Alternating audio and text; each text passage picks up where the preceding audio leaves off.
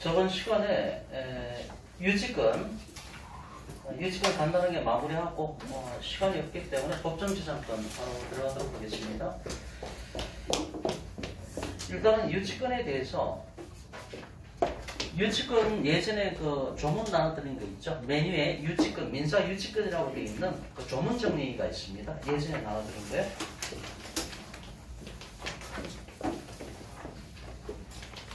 유치권 없는 거는 좀 같이 좀 보시고요.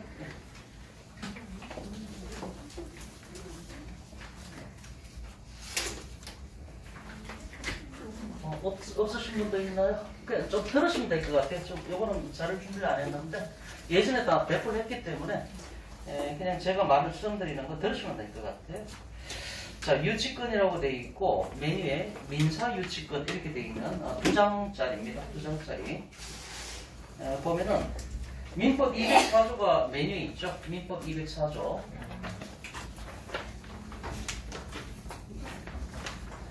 민법 204조, 그 다음에 205조, 206조, 그 다음에 213조, 214조 이렇게 돼 있는데 예전에 설명드렸듯이 유치권이 만약에 침탈당했다, 불법 침탈을 당했다, 그러면 이제 다시 뺏어와야 될 거 아닙니까? 그랬을 때 유치권 자체에 대한 반환 청구권은 없다고 그랬죠, 법조문에. 왜냐하면 여기 나오는 소유권에 관련된 213조, 214조에 대해서 준용 규정이 유치권에는 없습니다. 없기 때문에 유치권 자체에 대한 반환 청구권은 행사할 수가 없다. 논리적으로 유치권을 뺏기는 순간 유치권은 점유를 본질로 하고 있기 때문에 점유를 뺏기는 순간 유치권도 날아간 거죠. 그죠? 그렇기 때문에 이미 날아간 없는 유치권에 비해서 반환 청구권 행사한다. 이게 앞뒤가 안 맞기 때문에 213조나 214조 준용 규정이 없다고 말씀을 드렸고요.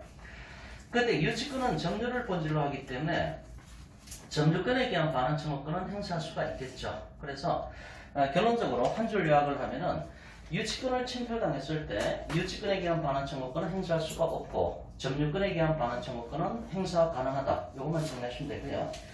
맨 밑에 보면 제7장이라고 되어 있죠. 유치권 이렇게 되어 있는데 320조부터 나옵니다. 1항을 보면은 타인의 물건 또는 유가증권을 점유한 자는 법조문에 그렇게 되어 있죠. 1페이지 맨 밑에 보고 있습니다. 타인의 물건 또는 유가증권이니까 나의 물건을 점유하는 것은 유치권 주장을 못한다고 말씀을 드렸죠. 맨 밑에 320조를 보고 있습니다. 그래서 타인의 물건이어야 되는데 물건은 동산도 되고 부동산도 되는 거죠. 그리고 점유한 자니까 목적물을 점유를 해야 된다는 얘기고 그 물건이나 넘어갑니다. 2페이지. 그 물건이나 유가증권에 관하여 생긴 채권, 여기 관하여라는 의미가 일본말로는 결연성이라는 거고 좀 풀어서 말하면 뭔가 연관관계가 있다. 연관성이라는 얘기고 뭔가 관련성이 있어야만 유치권 주장을 한다 이런 얘기죠. 관하여 의미가 중요한 거죠. 관하여 생긴 채권이 그 다음에 변제기가 도래해야 되죠. 변제기에 있는 경우에는 변제를 받을 때까지 그 물건 또는 유가증권을 유치할 권리가 있다.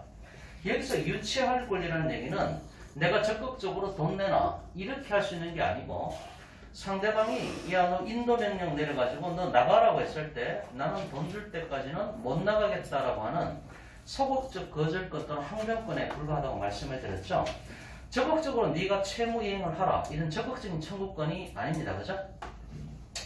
그래서 유치권자가 있다고 했을 때 이 목적물을 갖다가 유치권자가 점유하고 있는 상태인데 이거를 낙찰받은 사람은 인도명령 신청할 거 아닙니까? 6개월 이내 해야 되죠. 인도명령 신청했을 때 이 유치권을 주장하는 거죠. 그죠? 네가 돈 줄 때까지 나는 여기 인도해 주지 않겠다라고 하는 유치적 효력이죠. 이게 유치적 효력이죠. 근데 채무는 누구한테 청구를 해야 됩니까? A라는 사람이 있으면 이 사람이 채무자잖아요.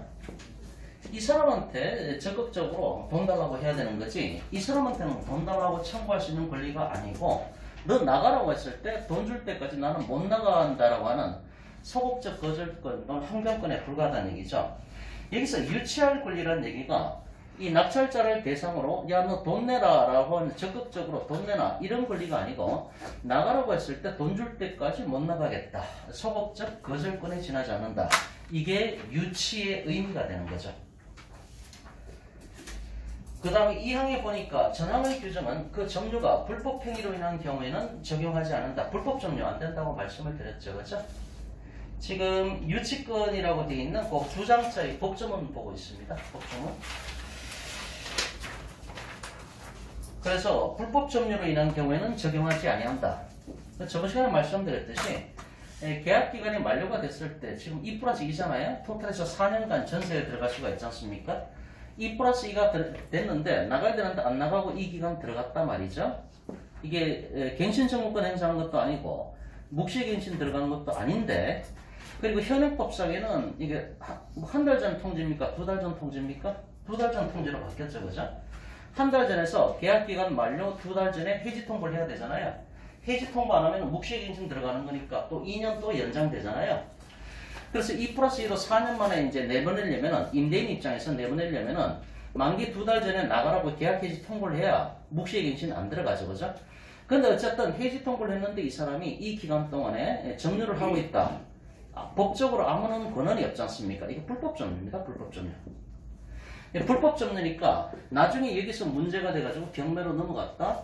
이 불법 점유 이 기간 동안에 내가 필요비나 유익비를 드린 것이 있단 말이죠.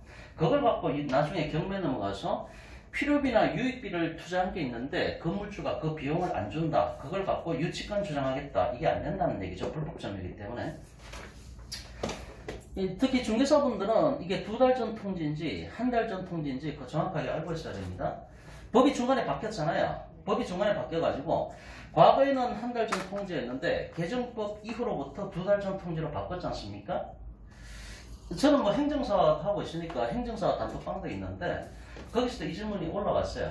행정사 하시는 분들이 중개사를 대부분 겸업을 하고 계세요. 같이 하거든요. 시너지 효과가 있기 때문에. 거기서 이제 한 달 전에 통지냐 2달 전 통지냐 이게 또 문제가 돼가지고 단톡방에 질문이 한번 올라왔었습니다. 그 다음에 묵시갱신도 막 엮여 있었고요. 근데 제가 보니까 불법 점유를 하고 있는데, 불법 점유. 질문하신 그 행정사분이, 물론 중개사도 같이 하시는 분인데, 여차하는 경우에 이게 이제 불법 점유가 아니냐, 이제 그걸 묻는 거죠. 근데 제가 사실관계를 봤을 때는 그 명확하게 불법 점유였거든요. 불법 점유. 그래서 지금 이제 임차인은 버티고 있다는 얘기고, 건물주는 나가는 얘기고 이러고 있는데, 하여튼 중개사분들은 2달 전 통지인지 한 달 전 통지인지 법 개정된 날짜 그 정확하게 보셔야 됩니다. 저한테 이거 질문 자주 들어옵니다. 중개사분들도 전화 와가지고 묻는 게 이거예요. 저 321조 유치권의 불가분성. 유치권자는 채권 전부의 변제를 받을 때까지 유치물 전부에 대하여 그 권리를 행사할 수가 있다. 322조 경매.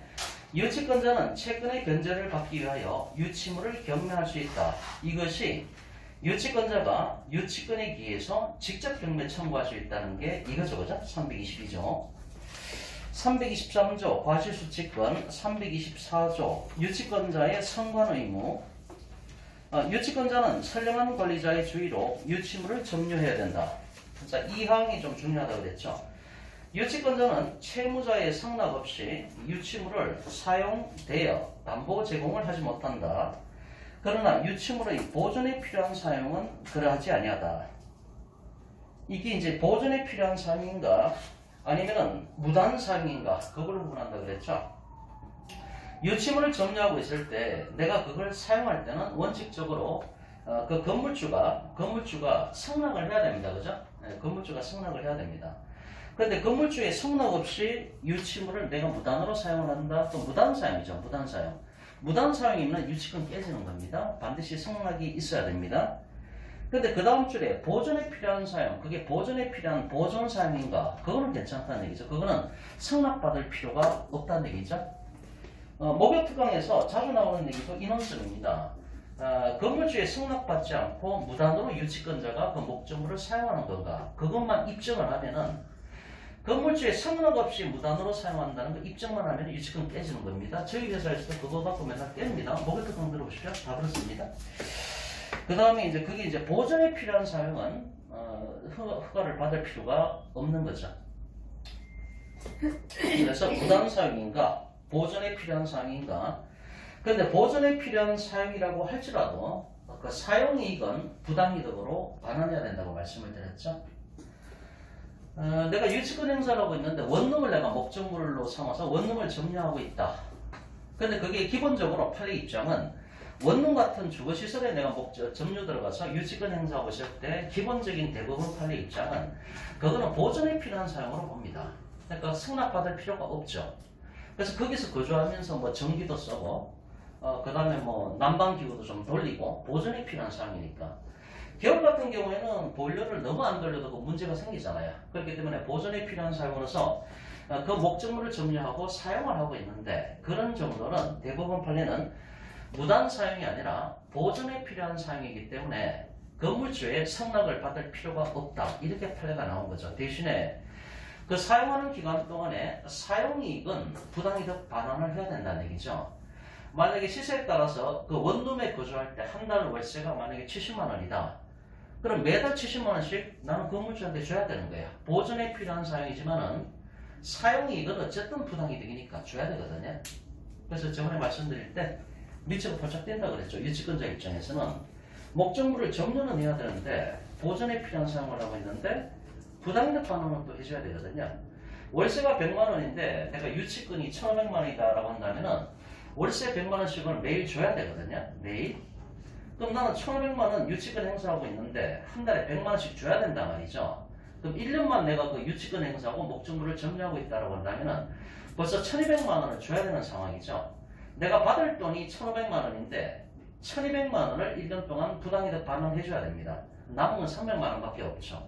석 달 더 지나면은 다 끝난 거예요. 나 유치권 주장할 돈이 없어요. 나와야 돼요. 그러니까 유치권자도 미치고 펄쩍 뛴다. 이런 얘기죠. 자, 그 얘기를 저번 시간에 다 말씀을 드렸고요. 그 다음에 그래서 3항에 324조 3항에 보면은 유치권자가 전 2항의 규정에 위반한 때에는 그러니까 무단 사용했을 때 채무자는 유치권 소멸을 청구할 수가 있다. 유치권 깨진다. 이런 얘기고요. 325조 유치권자의 상환 청구권 1항을 보면은 유치권자가 유치물에 관하여 필요비를 지출한 때에는 소유자에게 그 상환을 청구할 수가 있고 그 다음에 2항에 보면은 유치권자가 유치물에 관하여 유익비를 지출한 때에는 그 가액의 증가가 현저한 경우에 한하여 소유자의 선택에 쫓아서 그 지출한 금액이나 증가액의 상환을 청구할 수가 있다. 그러나 법원은 소유자의 청구에 의하여 상당한 상환 기간을 허용할 수가 있다.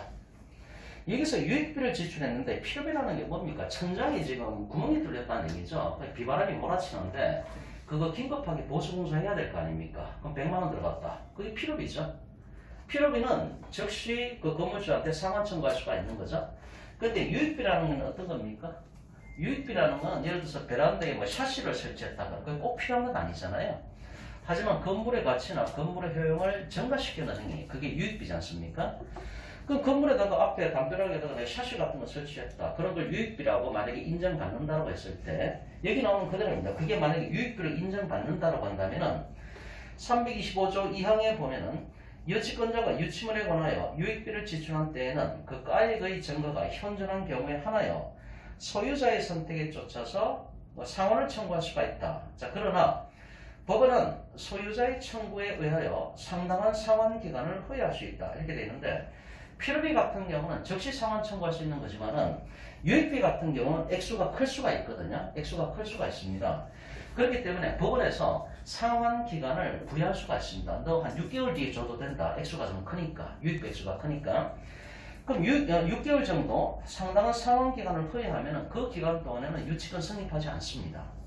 왜냐하면 결과적으로 변제기를 6개월 딜레이 시키는 거하고 똑같잖아요. 유치권 행사를 하려면 조건이 갖춰져야 되는데 유치권 행사 조건 중에 하나가 뭔가 하면 변제기가 도래를 해야 될 거 아닙니까? 당연한 얘기죠. 변제기가 도래해야 된다는 얘기를 하잖아요.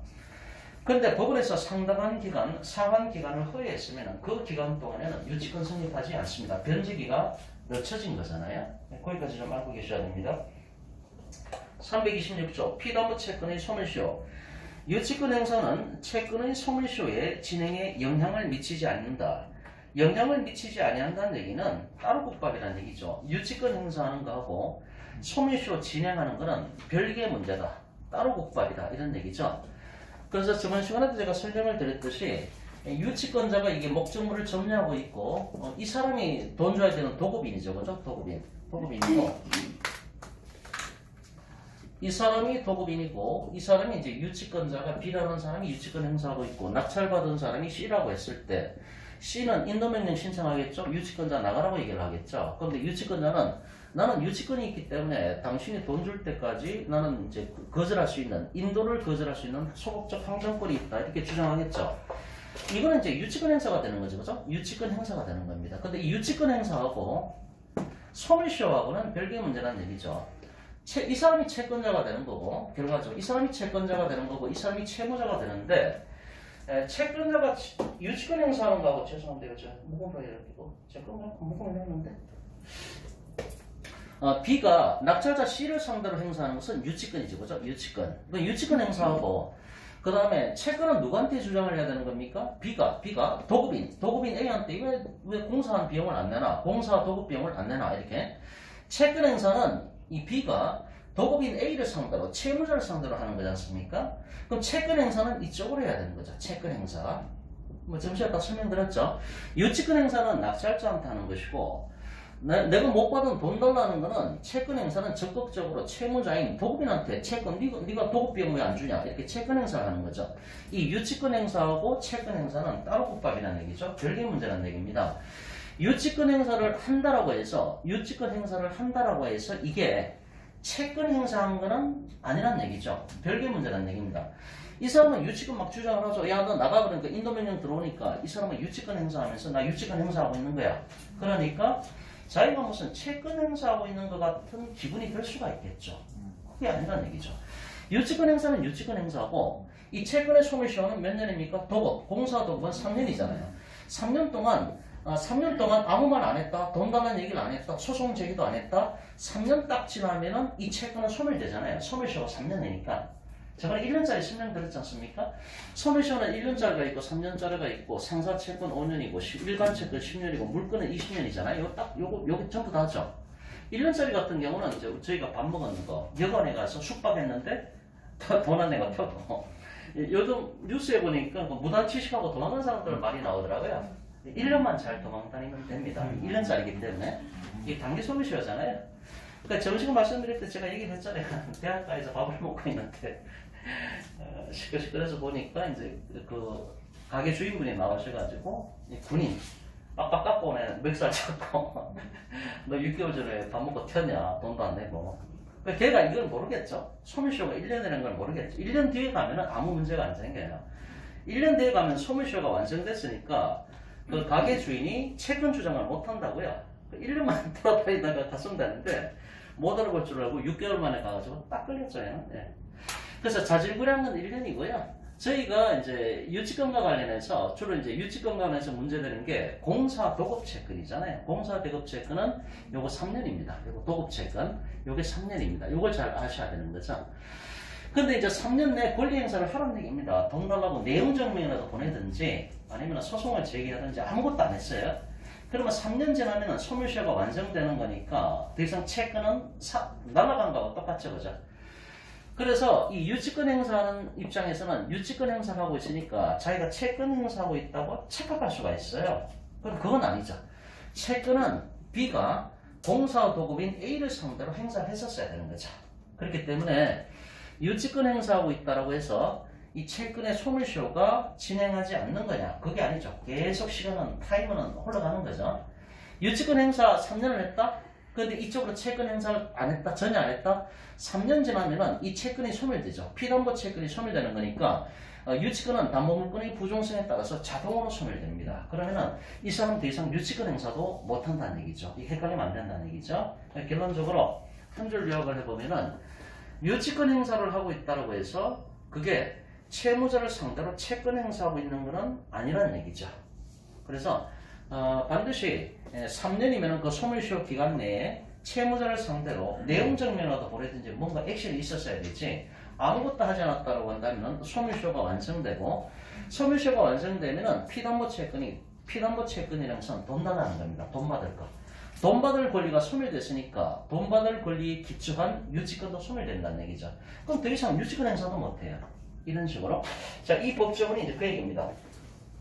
그래서 326조 피담보 채권의 소멸시효 유치권의 행사는 그러니까 유치권 행사한다라고 해서 채권을 행사하는 건 아니니까 채권 행사 안 하고 있으면은 채권의 소멸시효는 계속 진행한다. 이 얘기입니다. 영향을 미치지 않는다는 얘기는 소멸시효는 계속 진행한다. 그리고 3년 지나면은 말 그대로 사투리 써가지고 심화이가 되는 거죠. 끝났다 이런 얘기입니다. 그럼 유치권 행사도 못하는 거죠. 이제는 327조 넘어가고요.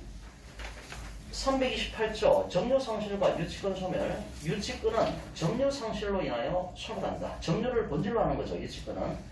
자, 여기까지가 민사유치권이고 공부할 때 저번에 말씀드렸듯이 공부할 때 체계적으로 공부를 해야 되는데 유치권은 두 가지가 있는데 민사유치권이 있고 상법에 나오는 상사유치권이 있다고 말씀을 드렸죠. 앞에서 읽은 게 민사유치권입니다. 그리고 요거는 이제 상사유치권이죠. 상법 58조에 나와 있는데 딴 거는 다 똑같다고 기본적으로 똑같다고 보시면 됩니다. 상사유치권이. 대신에 상법 58조에 보면은 민사유치권에 나오는 뭐뭐에 관하여라는 단어 자체가 여기 없습니다. 관하여라는 단어가 없으니까 결련성이라는 게 요구되지 않는다는 얘기죠. 읽어보면은 58조 상사유치권 상인 간의 상행위로 인한 채권이 변제기에 있는 때에는 채권자는 변제를 받을 때까지 그 채무자에 대한 상행위로 인하여 자기가 점유하고 있는 채무자 소유의 물건 또는 유가증권을 유치할 수가 있다. 이렇게 되어 있지 않습니까? 관하여라는 단어가 없다. 관하여라는 단어가 없다는 얘기는 결련성을 요구하지 않는다. 그 말은 민사유치권보다도 상사유치권이 폭넓게 인정될 수 있다. 그런 얘기하고 똑같은 얘기입니다. 자, 아쉬운 대로 유치권은 뭐 요 정도로 정리하고요. 이 프린트물 필요하신 분은 좀 이따 복사해 드리겠습니다. 아쉬운 대로 뭐 유치권은 이렇게 하고요. 이제 법정지상권을 이제 지금부터 저희가 2번밖에 안 남았는데 사실 뭐 2번 해갖고 법정지상권이 뭐 다 못하죠. 다 못하는데 기본적인 것만 전달을 해드리겠습니다. 저희 여기 같은 경우는 저 유치권하고 법치권하고 항상 그 두 가지 물건을 낙찰을 받습니다. 그렇기 때문에 저희 직원분들도 이제 법치권도 분명히 알고 계셔야 됩니다. 자, 일단은 자료 중에서 자료가 분전해서 뒤에 좀 빼놓고 법정지상권 조문정리라고 되어 있는 프린트물 다 받으셨죠? 없는 건 제가 중간중간에 드릴 겁니다. 법정지상권 조문정리라고 아까 말한 민법이라고 되어 있고 제2편 물건이라고 되어 있는 게 있습니다. 물건. 그 다음에 제1장 총칙이라고 되어 있죠. 다 갖고 계시죠? 자, 여기를 보면은 185조 물건의 종류가 있고 186조, 187조 이렇게 되어 있는데 일단 186조하고 187조를 먼저 봐야 됩니다. 일단은 지상권을 잠깐 설명드리면요.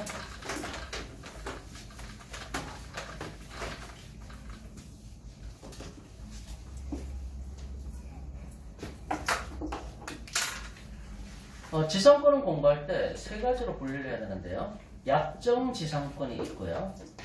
그 다음에 법정지상권이 있고, 법정지상권이 있고, 그 다음에 관습법상 법정지상권이 있습니다. 이걸 관법지라고 얘기하죠. 관법지. 그럼 지상권은 뭔 말인가 하면은, 예를 들어서 토지가 있으면은, 그 토지 위에 공간을 사용하는 권리, 이렇게 보시면 됩니다. 그게 지상권입니다. 지상권이라는 단어가 이 땅지자잖아요. 그죠? 맞습니까? 한자 공부한 지 하도 오래돼가지고 땅 위에 대한 권리를 지상권이라고 얘기를 하는 겁니다. 지상권. 그 약정지상권, 법정지상권, 관법지가 있는데 이 약정지상권이 거기 법조문에 나와 있잖아요. 민법 279조부터입니다. 민법 279조부터 해가지고 뒷페이지 보면은 몇 조까지 되어 있는가 하면은 290조까지 되어 있죠. 예, 290조까지. 그럼 279조에서 290조까지니까 뭐 12개 정도 조문이 됩니까? 12개 정도 되죠. 그죠? 12개 정도 되는 이 법조문을 지금 공부를 해야 됩니다. 공부를 해야 되고 이걸 약정지상권이라고 하는 건데 약정이라는 얘기는 서로 간에 계약서를 쓴다는 얘기입니다. 지상권 설정 계약을 쓴다는 얘기죠. 둘이 앉아가지고 보통 전세권 들어갈 때 전세권 계약서를 쓰잖아요. 임대차 계약서 쓰잖아요. 마찬가지로 지상권 설정 계약을 쓴다는 얘기죠. 그게 약정지상권입니다. 약정지상권. 은행 가서 담보대출 받을 때 건저당 등기를 하지 않습니까? 돈 빌리고 건저당 들어가잖아요. 근데 대부분의 은행이 건저당 밑에 보면은 지상권까지 잡습니다. 그죠? 지상권까지. 꼼짝 못하게 하는 거죠. 예를 들어서 토지가 있는데 이 토지를 담보로 대출 받는다는 얘기죠. 그럼 첫 번째 등기부를 보면 소유권자가 있고, 두 번째 돈 빌렸으니까 건저당 들어갈 거 아닙니까? 건저당 들어가는 거고, 세 번째가 지상권이 같이 들어갑니다. 대부분 이게 등기부 보시면은 대부분 같이 들어가 있습니다. 그럼 은행 입장에서는, 채권자 입장에서는 돈 빌려줬으니까 건저당 설정 들어갔죠. 당연하죠. 그죠? 그리고 토지를 담보로 맡겼으니까 토지 위에 지상권까지도 30년을 설정을 합니다. 보통 꼼짝 못하게 하는 거죠.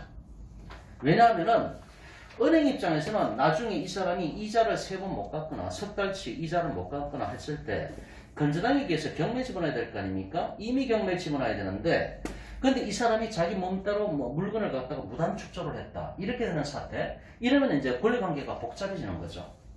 그렇기 때문에 이 위에 건물 올리는 것도 지상권자인 은행의 허락을 받아라, 이런 의미에서 지상권을 같이 잡아버립니다. 그럼 채무자 입장에서는 꼼짝 못하는 거예요. 토지를 담보로 대출받아가지고 건저당 설정을 했는데 지상권까지도 은행이 갖고 있는 겁니다. 그럼 이 사람이 자기 땅인데도 이 위에 뭐 하나 집 하나, 아파트 하나 세우려고 그래도 지상권자인 은행의 동의가 있어야만 가능하죠. 그죠? 그래서 은행에서 대출해 줄 때는 그냥 주는 게 아니죠. 꼼짝 못하게 하려고 등기부 때 보면은 건저당 밑에 거의 같은 날 지상권이 들어가 있습니다. 이게 이제 약정 지상권이죠. 둘이 이제 계약서 썼다는 얘기죠. 지상권 설정 계약을 했습니다. 이게 약정 계약이죠. 12개 조문인데 이 약정 지상권을 정확하게 공부를 해야 됩니다. 왜 그런가 하면은 이 약정 지상권에 나오는 이 법조문들이 그대로 법정 지상권하고 관법지에 그대로 준용이 됩니다. 그러니까 이걸 철저하게 공부를 해야만 이거하고 이게 빨리 이해가 된다는 얘기죠. 법정 지상권은 몇 가지입니까? 민법 305조가 있고요. 민법 366조가 있죠. 그죠? 그 다음에 가담법 10조, 임목법 6조죠. 그죠? 6조. 이 네 가지입니다. 정확하게 이 네 가지를 공부하셔야 되는 거고요. 여기서 법정지상권이라는 얘기는 둘이 계약서 쓴 게 아니죠. 요거는 약정지상권은 둘이서 앉아가지고 지상권 설정 계약서를 쓴 거죠. 그죠? 지상권자, 지상권 설정자, 이렇게 계약서를 쓴 겁니다. 근데 이건 계약서 쓴 게 아니라 법에서 정해진 요건이 충족되면은 자동적으로 지상권이 만들어지는 거죠. 이건 양 당사자의 의사가 필요 없는 거죠. 법에서 정해진 요건이 충족되기만 하면은 지상권이 생기는 거죠. 이게 법정 지상권이죠. 이 법정 지상권은 이거 강행법규입니다. 강행법규니까 둘이 약속을 해가지고 305조를 배제하자. 둘이 약정을 해가지고 사적 자치로 366조를 배제하자. 이런 특약을 못한다는 얘기입니다. 유치권 같은 경우는 그렇지가 않았죠. 유치권 같은 경우는 유치권의 조건 중에 맨 마지막에 있는 게 뭐였습니까? 대법원 판례가 유치권 배제 특약이 없어야 된다고 말씀드렸잖아요. 그럼 유치권 배제 특약이 없어야 된다는 얘기는 뒤집어서 말하면은 유치권 배제 특약이 가능하니까 대법원에서 그런 배제 특약이 없어야 된다고 얘기를 하는 거잖아요. 여기는 사적 자체가 허용된다고요. 그런데 이거는 강행법규이기 때문에 그런 뭐 법정지상권을 배제하는 특약 그런 게 있을 수가 없습니다. 법으로 강제해놨으니까 꼼짝 못하는 거죠. 이게 강행법규입니다. 강행법규. 그럼 여기서 법정지상권은 딱 이 네 가지밖에 없죠. 딱 네 가지인데 저희가 중점적으로 배워야 되는 건 요겁니다. 요거 366조. 305조는 전세권이 건물의 전세권 설정된 경우인데 이런 경우 없습니다. 없고 지금 99.9% 요거죠. 그죠? 366조 요걸 배우게 됩니다. 그 다음에 관서법정 법정지상권은 이거 대법원 판례가 인정을 한 거죠. 그죠? 대법원 판례가 인정을 한 겁니다. 그럼 법정지상권하고 관서법정 법정지상권의 그 요건을 보면은 일단은 법정지상권은 이제 366조 맞습니까? 저도 막 하도 이것저것 보다 보니까 막 헷갈려요. 맞죠? 네, 366조 맞습니다. 그 뒤에 실어놨죠. 그죠? 이걸 중점적으로 보게 되는데 이 두 가지 차이점을 살펴보면은 법정지상권의 승인 요건은 기본적으로 세 가지입니다. 이 366조는 저당권 설정될 때죠. 그죠? 그러면 저당권 설정될 때, 저당권이 들어갈 때 건물이 있어야 됩니다. 이게 첫 번째 조건이죠. 두 번째는 뭡니까? 역시 저당권이 설정될 당시에 건물 소유자하고 땅 주인하고, 그러니까 건물 소유자하고 토지 소유자가 같은 사람이어야 됩니다. 소유자 동일성 요건이 있어야 되는 거죠. 소유자 동일성 요건. 세 번째, 저당권 실행으로 인해서, 저당권 실행이라는 얘기는 경매 들어갔다는 얘기죠. 저당권 실행으로 인해서 건물주하고 땅 주인이 달라져야 되는 거죠. 그죠? 네, 달라져야 됩니다. 이 세 가지 조건이 충족돼야 됩니다. 나중에 이제 법조문 보면서 확인을 할 겁니다. 근데 이제 관저법상 법정지상권은 여기서 요건이 하나가 추가가 됩니다. 1, 2, 3은 똑같죠. 그죠? 1, 2, 3은 똑같고 네 번째 요건이 추가가 된다는 얘기죠. 그러면 법정지상권하고 관법지의 차이점이 뭡니까? 법정지상권 366조의 법칙권은 저당권이 설정된 경우인데 관저법상 법정지상권이라고 하는 것은 저당권이 설정돼서 이렇게 경매 넘어가서 달라지는 경우, 그런 경우를 빼고는, 그러니까 저당권이 설정된 경우는 그거 빼고 전부 다 관법지로 보냅니다. 전부 다. 그러면은 저당권이 설정된 경우를 빼고 나머지는 전부 다 99% 관법지로 가면 됩니다. 그러면 관저법상 법정지상권의 성립 요건이 예를 들어서 매매로 소유자가 달라진다. 매매, 정려, 그 다음에 공매도 얘기 들어갑니다. 공매. 그 다음에 강제경매, 이런 것들 다 여기에 들어갑니다. 그런 얘기들이 지금 여기 프린트물에 이제 있으니까 하나하나씩 공부를 하면 됩니다. 이제 기본적인枠는 이런 거고. 그러면 약정지상권은 둘이 지상권 설정 계약을 썼기 때문에 둘 다 아무 문제가 없죠. 둘 다 불만이 있는 것도 아니고. 근데 법정지상권이나 관법지 이런 시스템이 왜 만들어졌겠냐라고 한번 생각을 해봐야 되죠. 법정지상권은 법에서 강제를 하고 있는 거고, 관습법상 법정지상권은 대법원 판례가 인정을 하고 있는 거고, 그럼 출발점이 뭔가 하면은 서양의 법제하고 우리나라 법제가 다르기 때문에 그럽니다. 예를 들어서 미국 같은 경우에 집을 팔았다? 집만 팔 수가 없습니다. 토지까지 같이 판다고요. 일체성.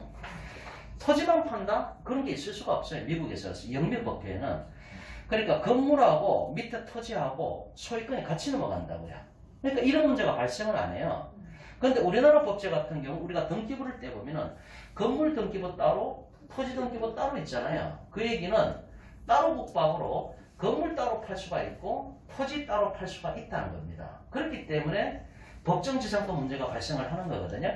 이게 따로따로 국박이 되는 거니까 예를 들어서 토지는 A 건데 건물은 B 거일 수가 있지 않습니까? 그러면은 토지는 A 건데 건물은 B 거다. 그러면 땅 주인 A는 B를 상대로 왜 내 땅 위에 네 건물이 있냐 이거 아닙니까?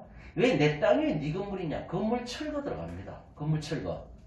그러면 B라는 사람은 얼떨결에 자기 집이 날아가잖아요. 부서지는 결과가 나오는 거니까 이러이러한 요건이 충족된다고 한다면은 양자 사이에 약정지상권이 아니죠? 약정지상권은 둘이 지상권 설정 계약을 맺는 거고, 약정지상권이 아니라 여기서 법에서 정해진 조건이 갖추어진 경우에 법정지상권을 인정함으로써 B의 건물을 부수지 않고 보존하려는데 그 목적이 있는 거죠. 이게 이제 법정지상권 제도가 되는 거죠. 기본적으로 영미법계하고 우리나라 법계가 근본적으로 다르기 때문에 영미법계는 법정지상권 이런 거 없습니다. 같이 넘어가는 거니까. 근데 우리나라 법계 같은 경우는 건물 따로 토지 따로가 되는 거죠. 물론 집합 건물인 경우에는 아파트 연립 다세대 이런 것들 같은 경우는 일체로 넘어가는 게 원칙이죠. 그죠? 근데 아파트 연립 다세대 그런 것들은 건물 등기부를 떼보면은 대지권 비율이 그게 명시가 돼 있잖아요. 그러니까 별다른 특약이 없는 한 집합건물법에 보면은 분명히 같이 넘어간다라고 돼 있습니다. 근데 그건 집합건물 얘기고, 집합건물이 아니라 단독이나 다가구 주택이라든가 이런 것들은 기본적으로 토지 등기부 따로 건물 등기부 따로잖아요. 따로따로 팔 수가 있다고요. 저한테도 문의가 들어오는 게, 전화 문의가 들어오는 게 이런 게 들어오거든요. 지금 땅 주인은 A인데 건물은 B인데 B 쪽에 전세를 들어가려고 그런다. 나중에 어떤 법률 문제가 발생하겠는가 이런 걸 물어본다고요. 다르니까. 근데 어쨌든 이게 다를 때, 주인이 다를 때, 땅 주인은 내 땅 위에 네 건물이 있냐, 헐어라 이렇게 나온다니까요. 헐어야 됩니다. 법적인 아무런 근거가 없잖아요. 헐어야 된다는 얘기죠. 이걸 건물을 헐지 않으려면 어떻게 됩니까? 건물을 헐지 않으려면은 B라는 사람이 땅을 사용할 수 있는 적법한 권한이 있어야 된다고요. 그럼 뭡니까? 지료를 주든지 한 달에 50만 원씩 줄게. 내가 네 땅을 사용하는 거니까 한 달에 50만 원씩 주든지 지료 사용을 하는데, 그럼 법적인 권리가 정확하게 여기까지 얘기를 할까요? 법적인 권리가 어떤 것들이 있습니까? 자, 땅 주인이 A인데 B라는 건물이 그 B가 건물을 사용하고 있다. A가 지금 B 건물 헐어라 이렇게 나왔다는 얘기죠. 그럼 건물주인 B라는 사람은 남의 땅을 사용하고 있으니까 이걸 계속 사용하려면 어떻게 법적인 근거가 어떤 게 있습니까? 첫 번째, 토지에 대해서 임대차 계약을 맺을 수가 있죠. 둘이 A하고 B 사이에 임대차 계약을 맺는 겁니다. 토지에 대한 임대차 계약이죠. 그러면 월세를 내야죠. 막말로 월세 내야 됩니다. 임차임을 내야 된다는 얘기죠. 토지에 대한 임대차 계약. 두 번째, 토지에 대해서 뭘 할 수 있습니까? 전세권 설정할 수가 있는 거죠. 전세권. 건물만 전세권이 있는 게 아니고요. 토지도 전세권이 있지 않습니까? 토지 전세권이 많이 없으니까 이제 좀 낯설 수가 있는데 건물 전세권이 저희가 건물에 보통 전세 들어가잖아요. 들어오십시오. 건물에 전세 들어가는데 이 토지 전세죠. 그 토지에 대해서 전세권 설정 계약을 맺으면 되는 겁니다. 그러니까 임대차 계약을 맺던 토지에 대해서 전세권 설정을 하던 이런 경우가 있고 세 번째가 뭡니까? 지상권이죠. 지상권은 두 가지가 있지 않습니까? 여기서 봤듯이 약정지상권이 있고 법정지상권이 있습니다. 법정지상권. 지상권 설정 계약, 약정지상권은 둘이 앉아서 지상권 계약서를 쓰는 거잖아요. 그럼 지료를 주겠다. 내가 한 달에 얼마씩 지료를 주겠다. 또는 1년에 한 번씩 지료를 주겠다. 둘이 약정을 하는 겁니다. 이게 지금 약정지상권이잖아요. 둘이 계약서 쓰는 것이고 법정지상권은 이거죠. 여기 나오듯이 366조에 정해진 조건이 충족되면은 법으로 지상권이 발생한다라고 법으로 국가에서 강제를 해놓은 거죠. 강제를. 그러면은 토지에 대한 이걸 뭐라고 합니까? 대지권이라 대지사용권이라고 얘기하는 거죠. 대지사용권. 대지를 사용을 해야 되는데 왜 남의 땅 위에 내 건물이 있으니까 함부로 남의 땅을 사용 못하잖아요. 헐으라고 하면 헐어야 될 판인데 내가 합법적으로 남의 땅을 사용할 수 있는 권리는 첫 번째 토지 임대차, 두 번째 토지에 대해서 전세권 설정하면 되는 거고 세 번째는 지상권인데 계약을 하면은 약정지상권이 되는 거고 366조나 관법지 조건이 충족되면은 법정지상권이 성립되는 거고 네 번째가 뭡니까? 민법 622조가 있습니다. 민법 622조 차지권이라고 들어보셨죠? 차지권. 그래서 요거는 요 세 가지는 대지 사용권이고요. 대지 사용권이고 차지권이라고 했습니다. 민법 622조. 사실은 이제 경매 공부할 때도 이 차지권까지 정확하게 공부를 하셔야 됩니다. 기본적으로 네 가지의 이제 땅을 사용하는 남의 땅을 사용하는 네 가지의 어떤 법적인 형태가 있다는 얘기죠. 이런 거. 그럼 이 중에서 저희가 공부하는 거는 이 부분입니다. 지상권을 공부하고 있는데 지상권은 약정지상권이고 법정지상권이 있는데 약정지상권은 둘이서 지상권 설정 계약을 썼다는 얘기죠. 둘 다 불만이 없어요. 둘이 약속을 한 거니까요. 계약서 쓴 거니까. 근데 법정지상권 같은 경우는 366조의 조건이 갖추어지면 자동으로 지상권이 만들어진다라고 국가에서 강제를 해놨다는 얘기죠. 그게 법정지상권이 되는 거고 여기는 366조는 저당권이 설정된 경우지만은 저당권이 설정된 경우를 제외하고 무조건 거의 다 관법지로 들어간다는 얘기죠. 이렇게 이제 일단 전체 윤곽을 좀 잡으시면 될 것 같습니다. 자, 이렇게 해놓은 상태에서 이제 법조문을 잠깐 보겠습니다. 186조하고 187조가 나오지 않습니까?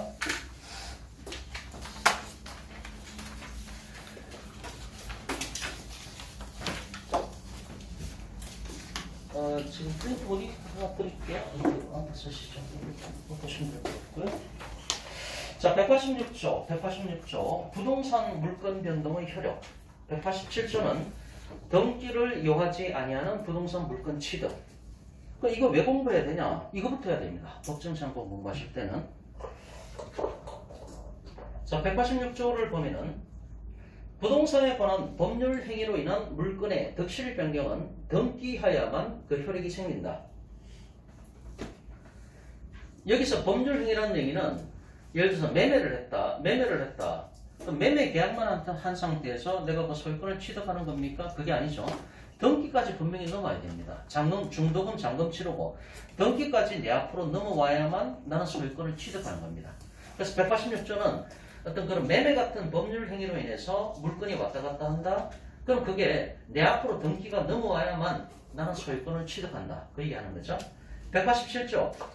등기를 요하지 아니하는 부동산 물건 취득이 나옵니다. 이걸 앞글자 따서 많이 암기하시잖아요. 상공, 판경기 이렇게 많이 암기하죠. 상속. 상속 같은 경우 아버님 들어가시면은 상속은 자동으로 발생을 하죠.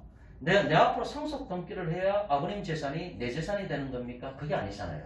내 앞으로 상속 등기를 하지 않아도 아버님이 돌아가시는 순간 그 즉시 아버님의 재산은 나한테 상속되는 거죠.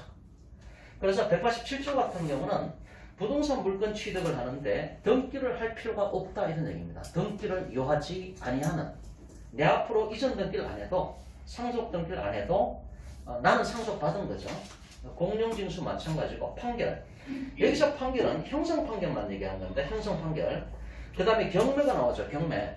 경매는 임의경매하고 강제경매 두 가지가 있는데 임의경매가 됐든 강제경매가 됐든 잔금 납부를 한다. 내가 낙찰을 받고 나서 잔금 납부 기한 이내에 내가 잔금 납부를 했습니다. 잔금 납부를 하면은 민사집행법 135조에 나오잖아요. 민사집행법 135조, 민법 187조 지금 나오는 거. 그거 두 개 법조문에 근거해 갖고 잔금 납부를 한과 동시에 나는 소유권을 취득하는 거죠. 그 내가 낙찰받은 물건에 대한 소유권 이전 등기를 안 해도 나는 잔금 납부만 하면은 소유권 취득하잖아요. 법에 명시가 되어 있습니다. 민사집행법 135조에. 그래서 경매가 여기서 이제 임의경매든 강제경매든 잔금 납부만 하면은 등기가 안 넘어와도 나는 즉시 소유권을 취득한다. 그런 얘기고. 자, 기타 법률 규정이 나오는데 사실 이제 이 기타 법률 규정 때문에 지금 저희가 이 공부를 하고 있는 거고요.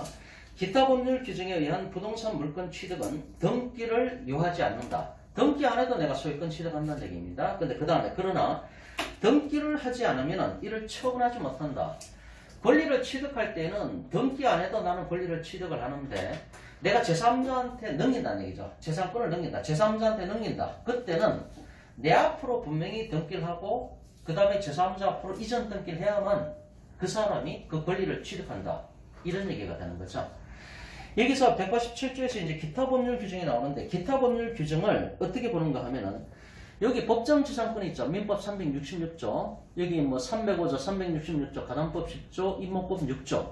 이 법정지상권 네 가지가 이 기타 법률 규정 속에 다 들어갑니다. 기타 법률 규정. 그럼 기타 법률 규정이라는 얘기는 다른 법률에 이렇게 규정이 있지 않습니까? 법률에 규정이 있는 거. 이게 187조의 대상이라고 해요. 그러면 법정지상권 요건이 충족되면은 내가 법정지상권을 취득을 할 때 법정지상권 등기를 안 해도, 그죠? 등기를 안 해도 나는 법정지상권을 취득한 겁니다. 187조의 적용 대상이니까. 등기를 안 해도 나는 법정지상권을 취득을 했는데 만약에 제3자한테 내가 법정지상권을 넘긴다. 제3자한테 법정지상권을 넘길 때는 반드시 내 앞으로 지상권 등기를 하고 이전 등기를 해야 됩니다. 지상권 등기를 하고 지상권 자체를 넘겨주는 이전 등기를 해야만 그 사람이 지상권을 취득한다는 얘기죠. 그래서 이것도 187조의 적용 대상이고요. 관습법상 법정지상권은 대법원 판례가 인정을 한 거잖아요. 여기 나오는 기타 법률 규정이라는 게 포괄적입니다. 이것도 기타 법률 규정에 들어가고 대법원 판례가 인정하는 관습법상 법정지상권도 이 기타 법률 규정에 들어가는 겁니다. 그렇기 때문에 관습법상 법정지상권의 요건이 갖추어졌다. 요건만 갖추어지면은 나는 이 지상권 등기를 내 앞으로 안 해도 나는 관법지를 취득한 거라고요. 그런데 이 관법지를 제3자한테 넘길 때는 내 앞으로 지상권 등기를 하고 이전 등기를 해야만 그 사람이 취득을 하는 거죠. 187조의 적용 대상이니까. 그래서 186조 같은 경우는 186조 매매 같은 경우는 반드시 내 앞으로 등기를 해야만 내가 소유권을 취득을 하는데 187조의 적용 대상이 되는 경우에는 내 앞으로 등기를 안 해도 일단 권리는 취득을 하는데 나중에 제3자한테 넘길 때는 내 앞으로 등기를 하고 그 다음에 그 등기에 이전 등기를 해야만 제3자가 그 권리를 취득한다는 얘기죠. 여기서 중요한 것은 이 법정지상권하고 대법원 판례가 인정하는 관습법상 법정지상권이 전부 다 187조의 적용 대상이 된다. 따라서 이 요건이 갖추어지면은 나는 법정지상권을 취득을 하고 관법지를 취득을 하고 등기 안 해도 근데 제3자한테 만약에 넘기는 경우에는 내 앞으로 등기하고 그 다음에 제3자 앞으로 이전 등기까지 해야만 그 제3자가 권리를 취득한다. 이런 얘기가 되는 거죠. 자, 이게 뭐 별거 아닌 것 같아도 상당히 좀 중요한 부분입니다. 이 프린트물 제가 나눠드렸나요? 246페이지라고 되어 있는 조금 전에 프린트물이 많아가지고 뭘 드렸는지를 모르겠어요. 안 드렸습니까? 예. 그럼 이거 뒤로 넘겨주시면 되거든요. 남으면 좀 갖다 주시고요.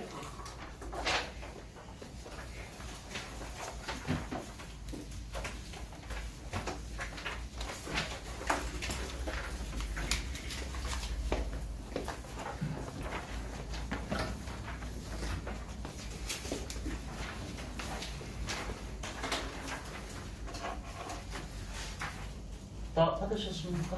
네. 남은 거 앞으로 좀 주시고요. 네. 네. 자, 246페이지라고 되어 있죠. 246페이지 03번 부동산 물건 변동이라고 되어 있습니다. 자, 186조가 나오죠. 1번 법률 행위에 의한 부동산 물건 변동이고 중간에 보면은 2번에 법률 규정에 의한 부동산 물건 변동이 있는데 이게 187조가 되는 거죠. 다시 위로 올라가서 186조를 보면은 부동산 물건 변동의 효력, 부동산에 관한 법률 행위로 인한 물건의 덕실 변경은 등기해야만 그 효력이 생긴다. 이렇게 얘기를 하고 있습니다. 자, 1번 민법 186조라고 돼 있고 가로안에 성립요건주의라고 돼 있죠. 민법 186조는 물건행위와 등기라는 두 요건을 갖추었을 때 법률 행위에 의한 부동산 물건 변동의 성립 내지 효력이 발생한다는 성립요건주의 원칙을 채택하고 있다. 양도로 2번 등기 1항을 보면은 등기가 요구되는 부동산 물건은 점유권과 유치권을 제외한, 유치권은 저희가 공부를 했지만 유치권 등기하는 게 아니라고 그랬죠. 부동산 등기법 3조에 보면은 등기할 수 있는 8가지 권리에 유치권은 안 들어간다고 말씀드렸잖아요. 그러니까 점유권은 내가 목적물을 점유하고 있으면은 그게 그냥 점유권이 있는 거죠. 그러니까 등기하는 게 아닙니다. 그러니까 점유권과 유치권을 제외한 소유권, 지상권, 지역권, 전세권, 저당권 이런 것들은 등기를 해야 된다. 이런 얘기입니다. 여기서 지상권이 이제 약정지상권 지금 얘기하는 거죠. 약정지상권. 등기부에 올라가지 않습니까? 약정지상권. 그 다음에 2항. 점유권과 유치권은 점유를 공시 방법으로 하기 때문에 그 성질상 등기를 필요로 하지 않는다. 그래서 점유권도 등기하는 게 아니죠. 유치권도 등기하는 게 아니죠. 그 얘기가 나오는 겁니다. 2번 법률 규정 187조. 등기를 요하지 아니하는 부동산 물건 취득, 상공, 판경기, 이 기타 법률 규정이 중요하다고 말씀을 드렸고 이런 물건 취득은 등기를 요하지 아니한다. 그러나 등기를 하지 않으면 이를 처분하지 못한다. 제3자한테 넘길 때는 내 앞으로 등기를 하고 그 등기를 이전 등기를 제3자한테 해줘야 제3자가 권리를 취득한다. 그 얘기 말씀드렸죠. 자, 1번 187조가 나옵니다. 동그라미 1번 187조 본문의 해석, 기억, 법률 규정에 의한 의미 이런 것들은 밑줄만 보십시오. 법 규정 그 자체로 물건 변동의 효력이 발생하는 경우를 말한다. 이 법률은 국회입니다. 약간 지워졌는데 이 법률은 국회에서 제정한 형식적 의미의 법률뿐만 아니라 관습법도 포함된다. 이렇게 되어 있죠. 그죠? 기타 법률 규정에 나오는 게 국회에서 제정한 형식적 의미의 법률인 민법 366조 들어가고 그 다음에 대법원 판례도 여기 포함된다고 얘기를 하고 있잖아요. 대법원 판례가 관습법정 법정지상권이 대법원 판례를 인정한 거잖아요. 그렇기 때문에 이런 것들이 상공판경 기타 법률 규정할 때 그 기타 법률 규정 속에 법정지상권 이것도 들어가고 대법원 판례에 기초한 관법지도 187조의 적용 대상이라는 겁니다. 그래서 결과적으로 법정지상권 요건이 충족됐다, 관법지 요건 충족됐다, 나는 권리를 취득을 한 겁니다. 법치권도 취득을 했고 관법지도 취득을 했죠. 그런데 이걸 제3자한테 넘길 때는 내 앞으로 지상권 등기를 하고 지상권의 이전 등기를 해야만 제3자가 권리를 넘겨갈 수 있다. 이런 얘기를 하고 있는 거죠. 넘어가 봅니다. 그 다음 페이지.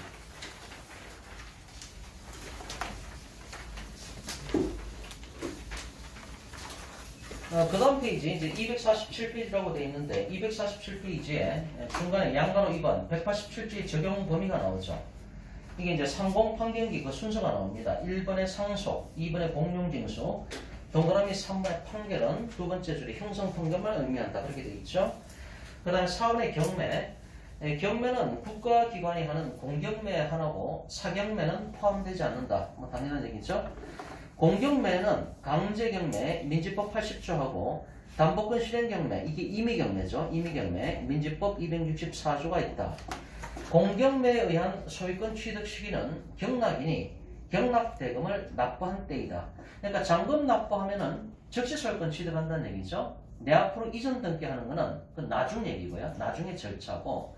그래서 저희가 경매할 때 잔금 납부만 하면은 바로 소유권은 나한테 오는 겁니다. 그래서 저희가 중요한 게 뭡니까? 이제 중간에 변수가 항상 있을 수가 있기 때문에 내가 낙찰받았다. 낙찰을 받으면 잔금 납부 기일이 정해지잖아요. 언제까지 납부하라. 보통 한 달 정도 주어지는데 여윳돈이 있으면 빨리 입금을 해야 되죠. 빨리. 잔금 납부를 빨리 해야 상대방이 꼼짝을 못하는 거거든요. 이게 잔금 납부를 지연하고 있을수록 상대방이 어떤 법적인 액션을 취할 수가 있기 때문에 무조건 잔금 납부를 해야 되죠. 돈이 있으면은. 그런 얘기입니다. 넘어갑니다. 오른쪽 페이지. 248페이지입니다. 248페이지. 자, 동그라미 5번 신축 건물의 소유권 취득. 이거는 유치권 할 때도 설명을 드렸는데 복지권 할 때도 이 논리는 되게 중요합니다. 자, 5번에 신축 건물. 신축 건물인데 대장도 편성이 안 됐고 등기부도 편성이 안 됐다는 얘기죠. 그럼 미등기 건물이잖아요. 미등기인 상태에서 법률 문제가 발생했다는 얘기죠. 그러면 그 미등기 건물의 소유권자가 누구냐? 항상 이게 문제가 되잖아요. 법적으로. 등기를 안 했어요. 그럼 소유권자가 누구라는 게 정해지지 않았잖아요. 그 상태에서 미등기 건물의 소유권자가 누구냐? 이 문제인데 기억을 보면은 건물을 신축하는 경우에는 등기나 허가 및 적법한 권한이 있느냐 상관없이 신축한 사람이 소유권을 원시 취득한다. 이게 판례 입장입니다. 니은 건축업자가 타인의 대지를 매수하여 그 대금을 지급하지 아니한 채 그 위에 자기의 노력과 재료를 들어서 건물을 건축하면서 건축 허가 명의를 등기 명의자인 대지 소유자로 한 경우에도 완성된 건물의 소유권은 일단 이를 건축한 채무자가 원시적으로 취득한다. 이것도 유치권 할 때 그 판례하고 뭐 유사한 판례입니다. 자신의 노력과 재료와 비용을 들여서 건물을 올렸다. 그건 네 거라고 얘기를 했잖아요. 대부분. 그건 네 거니까 타인의 물건을 점유한 게 아니라 너 자신의 물건을 점유했으니까 유치권 성립하지 않는다. 그 판례 논리가 여기서 나오는 겁니다. 자기가 자기의 노력과 재료와 돈을 들여서 건물을 올렸다. 그건 네 거라는 얘기입니다. 대부분이. 그 얘기죠. 그래서 이제 그런 얘기고요. 디귿. 디귿 나오죠. 유치권 판례 나오네요. 볼게요. 디귿. 수급인이 자신의 노력과 출제로 완성한 건물의 소유권은 도급인과 수급인 사이의 특약에 의하여 달리 정하거나 기타 특별한 사정이 없는 한 수급인에게 귀속된다. 수급인이 자신의 노력과 비용을 들여서 건물을 올렸다는 얘기죠. 대법원 판례는 그거 네 거다. 수급인 거다. 이렇게 얘기를 한 거죠. 이 경우 여기 나오죠. 이 경우 수급인은 완성된 건물에 대해서 유치권을 행사할 수 없다. 판례 이렇게 돼 있지 않습니까? 네 거니까 네 거를 점유하고 유치권 주장한다. 타인의 물건을 점유해야 유치권 행사가 되는 거지 않습니까? 근데 니는 지금 네 물건을 네가 점유해놓고 유치권 주장한다? 안 된다는 얘기죠. 말이 안 된다. 그 판례고. 그 다음에 이제 리얼번을 보면요. 건물 신축 도급 계약에서 신축 건물의 소유권을 도급인에게 귀속시키기로 합의한 뒤, 합의를 했습니다. 그 다음에 수급인의 비용과 노력으로 건물이 완성된 경우에 도급인이 건물 소유권을 취득한다. 이건 특약을 했잖아요. 신축 건물의 소유권을 도급인한테 주기로 양자 사이에 특약을 했단 말입니다. 그럼 건물 다 올라가면 그 소유권자는 당연히 도급인 거죠. 둘 사이에 특약이 있었으니까 도급인 거란 얘기죠. 자, 도급인이 건물 소유권을 취득하는 거고 이 경우 수급인이 공사비 채권으로 건물에 대해서 유치권을 행사할 수 있다. 판례. 그럼 수급인 입장에서는 누구 물건입니까? 내 물건이 아니라 도급인 물건이잖아요. 타인의 물건을 점유한 게 맞잖아요. 그러니까 양자 특약에 의해서 신축 건물의 소유권을 도급인이 하기로 했다. 그럼 도급인 거죠. 그럼 수급인 입장에서 공사대금을 못 받았단 말이죠. 목적물을 점유하면 타인의 물건을 점유한 게 맞으니까 수급인 입장에서는 유치권 행사할 수가 있다. 이렇게 나오는 거죠. 자, 동그라미 6번 기타. 상공, 판경, 기타 법률 규정할 때 그 기타 법률 규정에 나오는 것들입니다. 이제 다양하게 많죠. 다양하게 많은데 뭘 보면 시엇을 봐야 되는데 시엇. 법정지상권 나오죠. 법정지상권 305조, 366조. 가등기 담보 등에 관한 법률 가담법 10조. 그 다음에 임목법 6조. 요 네 가지입니다. 네 가지. 그 다음에 관습법상의 법정지상권. 대법원 판례가 인정을 하는 관습법도 여기 기타 법률 규정에 들어간다고 말씀드렸죠. 그 다음에 분묘기지권, 이런 것들이 여기에 들어갑니다. 자, 요 정도 이제 가볍게, 요 정도 이제 아시면 됩니다. 그럼 요거 했고. 그 다음에 이제 바로 뭘 보는 거 아니냐. 제가 사례 다 나눠드렸죠. 늦게 오신 분, 못 보신 분 있고. 자, 경매사건 2017 타경 50818 없는 분 손 드십시오. 혹시 못 받으신 분 있습니까? 받으셨죠?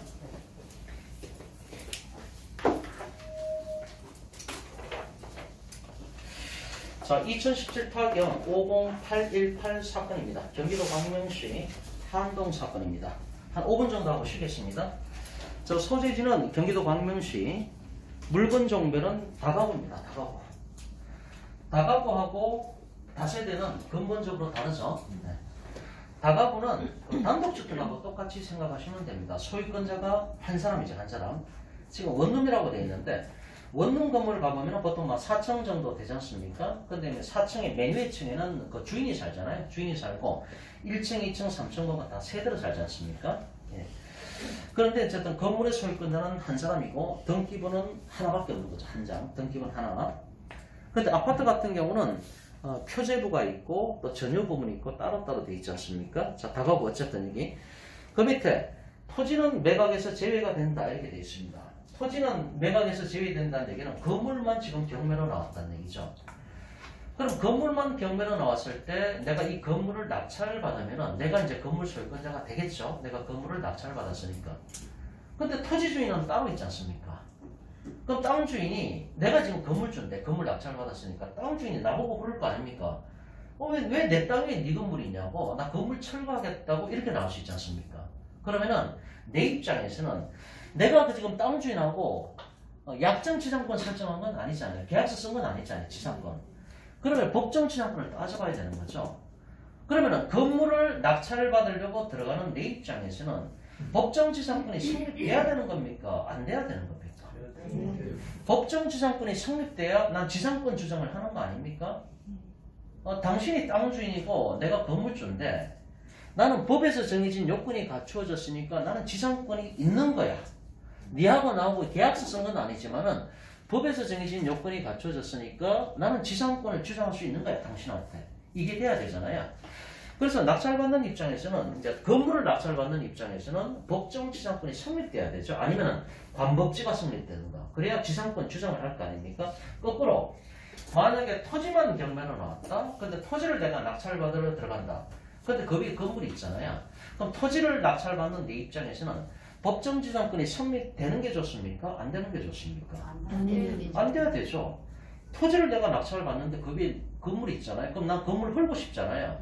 나는 다른 용도로 토지를 사용하고 싶은데 나대지의 가치하고 건물이 있는 토지의 가치는 다릅니다.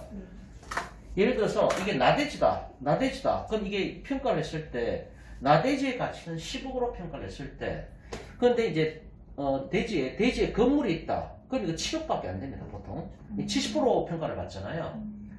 나대지를 100으로 잡았을 때, 그 위에 건물이 있을 때, 이 토지의 가격은 뚝 떨어집니다. 건물이 있기 때문에. 7억밖에 안 돼요. 이 정도 차이가 있으니까, 나는 토지를 낙찰을 받고, 내가 나대지로 사용하고 싶은데, 그 건물이 있네, 나 건물 헐고 싶잖아요. 그러면은 법정 지상권이 성립되지 않아야만이 건물주가 나한테 지상권 주장을 못할 거 아닙니까? 그러니까 법정 지상권이 성립되냐 마냐 이 요건을 따져가지고 내가 건물 낙찰을 받든지 토지를 낙찰을 받든지 이렇게 해야 될 거 아닙니까? 시작하셨다 하겠습니다. 법정 지상권도 이번 회차하고 다음 회차로 이제 마무리하게 되는데 사실 시간이 절대 부족하죠. 이 후반 공부 얼마나 하겠습니까? 기본 이론밖에 못하는 거죠. 자, 어쨌든 프린트볼 계속 보겠습니다. 자, 이제 건물만 매각되는 거고요. 사건명은 강제경매죠. 강제경매. 채무자가 이제 전창래라는 분이 채무자이자 소유자가 되는 거고요. 그 다음에 채권자는 뭐 서해 주식회사 이렇게 되어 있습니다. 오른쪽에 입찰 진행 내용을 보면은 1차, 2차, 3차 때 3차 때 매각됐죠. 그죠? 매각됐는데 결과적으로 불허가 결정이 내려졌죠. 낙찰 받고 나서 일주일 뒤에 매각 허가 결정이 날 수도 있고 불허가 결정이 날 수도 있지 않습니까? 근데 이 사건 같은 경우는 불허가 결정이 내려졌습니다. 그 다음에 4차 때부터 그럼 재매각으로 물건이 나가죠? 아니죠. 재매각이 아니라 이제 신매각이죠. 신매각 또는 세경매 이렇게 얘기를 하는 거죠. 4차 때 이렇게 그러면 4차 때 보십시오. 1차 때부터 보세요. 1차 때 최초 감정 가격이 2017년도 12월 달에 1억 8,600이잖아요. 근데 3차 때 매각이 됐는데 불허가 결정이 내려졌으니까 경매로 신경매 또는 세경매로 4차 때 다시 나와야 되는 거거든요. 그럼 2018년 4월 5일에 가격이 얼마입니까? 1억 8,600이잖아요. 그러니까 최초 감정가부터 다시 시작을 하는 겁니다. 이게 이제 불허가 결정이 내려지면은 세경매로 물건이 나오면서 이때 3차 때 낙찰받은 사람은 입찰 보증금 10% 낸 거 그거 돌려받는 거죠. 네, 돌려받습니다. 경매가 아예 없던 걸로 돼버리기 때문에 이제 이 불허가 결정이 내려졌는데 이 사람이 뭐 불허가 신청을 했겠죠. 근데 그 사유는 지금 자세히 이것만 봐갖고 모르죠. 왜 이렇게 됐는지는. 근데 어쨌든 입찰 보증금 10% 이 사람 돌려받았다 이런 얘기죠. 4차, 5차. 그러니까 이제 법정지상권 문제가 제기가 되겠죠. 이 사람이 법정지상권이 되냐 안 되냐 그거 파악을 못하고 들어갔을 수도 있어요. 아차 내가 잘못했네 이러니까 불허가 신청을 했을 수도 있겠죠. 어쨌든 불허가 결정이 내려졌고 4차 때 세경매로 물건이 나오니까 최초 감정가인 1억 8,600부터 다시 시작을 하는 겁니다. 4차 때. 근데 5차 때 매각됐죠. 5차 때 매각됐는데 이 사람이 잔금밀합을 했죠. 그죠? 잔금밀합을 했으니까 6차 때부터는 재경매죠. 재경매. 그러니까 지금 이게 3차 때는 세경매 4차죠. 4차 때부터. 예, 4차 때부터는 이게 세경매가 되는 거고 세경매. 그러면 최초 감정가부터 다시 시작을 하는 겁니다. 소급해서 무효가 됐다 이렇게 생각하시면 돼요. 세경매 불허가 결정이 내려졌을 때는 경매 절차 전체가 앞에 있는 것들이 소급해서 무효됐으니까 새 출발하는 거예요. 처음부터 다시 시작을 하는 겁니다. 근데 5차 때는 잔금밀합을 했지 않습니까? 5차 때 잔금밀합을 하니까 6차 때는 재경매죠. 재경매.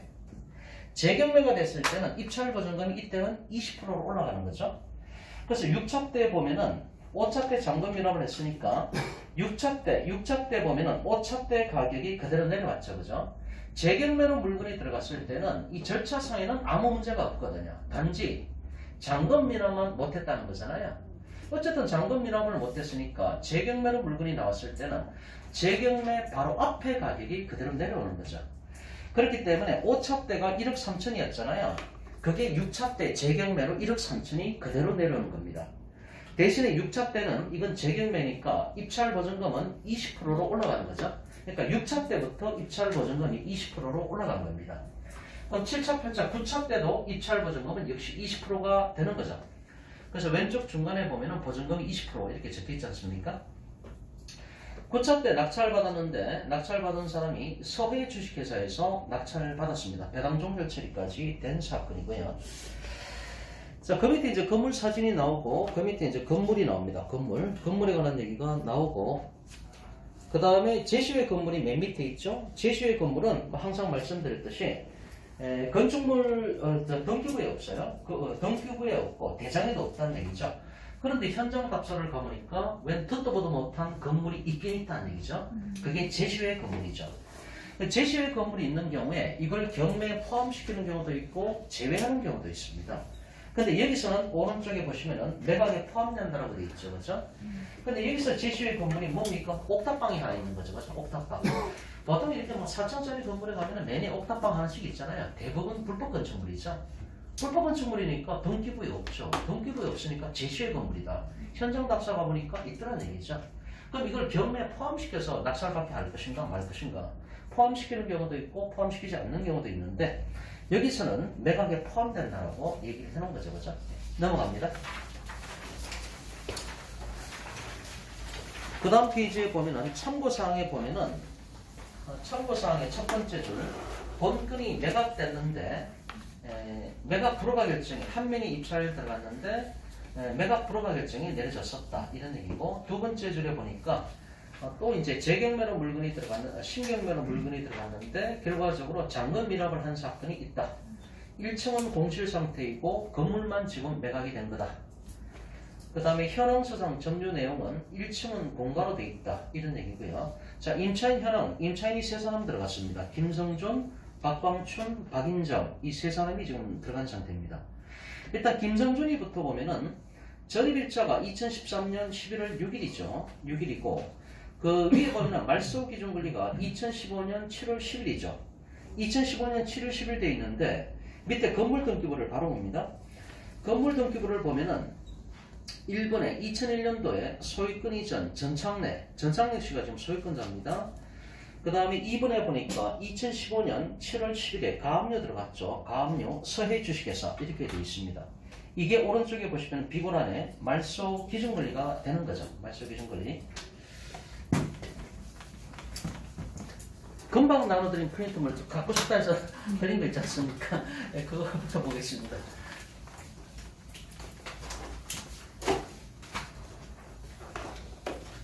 네, 갖고 싶다고 해서 드린 거 법정지상권 성립요건이라고 되어 있죠. 보시겠습니다. 자, 법정지상권 성립요건인데 거기에 보면은 민법 366조의 법정지상권 성립요건 이렇게 되어 있지 않습니까? 근데 제가 프린트물에 법적으로 나오는 프린트물 드렸지 않습니까? 그거 366조를 옆에 놓고 자, 법정지상권 조문정리라고 되어 있죠. 법정지상권 조문정리라고 되어 있는데 그 다음 페이지에 보시면요. 2페이지에 봅니다. 2페이지. 법정지상권 조문정리 2페이지에 보면은 맨 밑에 305조 전세권 나오죠. 제6장 전세권 305조 건물의 전세권과 법정지상권 이렇게 되어 있죠. 그죠? 자, 시간 관계상 나중에 시간이 남으면 하고 일단 스킵합니다.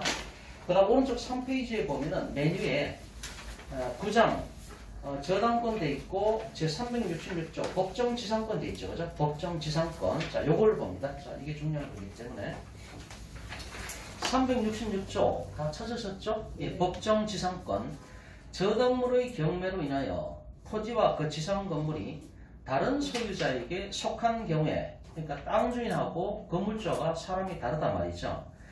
그랬을 때에는 토지 소유자는 건물 소유자에 대하여 지상권을 설정한 것으로 본다. 법으로 강제해놨죠. 법으로 지상권이 성립한다고 법으로 강제됐기 때문에 법정지상권이라고 얘기를 하는 겁니다. 두 사이에 지상권 설정 계약, 계약서 쓴 게 아니잖아요. 이러이러한 요건이 갖추어지면은 무조건 건물주는 지상권을 취득한다라고 지금 되어 있지 않습니까? 그럼 땅 주인은 건물주 보고 허락한 얘기를 못하는 거죠. 지상권이 발생한다고 못을 박아놨기 때문에. 그러나 지료는 당사자의 청구에 의하여 법원이 이를 정한다. 그럼 다시 보면요. 자, 유치관하고 똑같아요. 이게 경매 공부를 제가 해보니까 그냥 법 공부하고 똑같아요. 결과적으로 법 해석하기고 법조문을 보고 여기서 다 도출되는 거거든요. 유치권도 그랬잖아요. 법조문에서 다 나오는 거잖아요. 판례만 약간 간이가 되는 거고 이 법조권도 마찬가지입니다. 다 366조 보십시오. 자, 법정지상권 돼 있죠. 자, 저당물의 경매로 인하여 그렇게 돼 있는데 이게 토지가 있고 건물이 있는데 이게 A 소유고 A 소유라고 했을 때 저당물의 경매로 인하여 그렇게 되는데 그럼 저당권 들어간다는 얘기죠. 그럼 저당권이 건저당이 들어가는데 이 토지에 건저당 설정돼도 되고요. 또는 건물에 대해서 저당권 설정돼도 되고요. 또는 한 사람의 저당권자가 공동저당으로 여기 다 저당 들어가도 상관이 없습니다.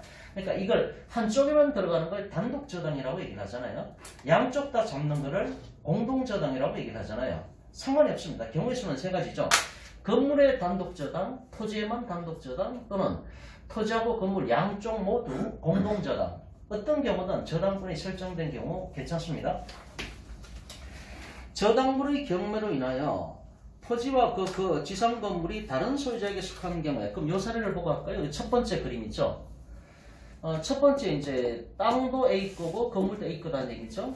그 다음에 어쨌든 간에 저당권 설정 들어갔으면 계산하기 쉽게 그냥 토지에 대해서 저당권 들어갔다고 할게요. 그냥 건물 저당도 되고 토지 저당도 되고 양쪽 다 저당 잡는 것도 괜찮습니다. 그럼 이 상태에서 두 번째 그림이 뭡니까? 이게 경매 실행 저당권자가 경매 집어넣었다는 얘기죠. 이미 경매 집어넣고 낙찰자가 발생을 했는데 낙찰자가 F라고 했을 때 그럼 F라는 사람이 이제 토지를 낙찰받은 거 아닙니까?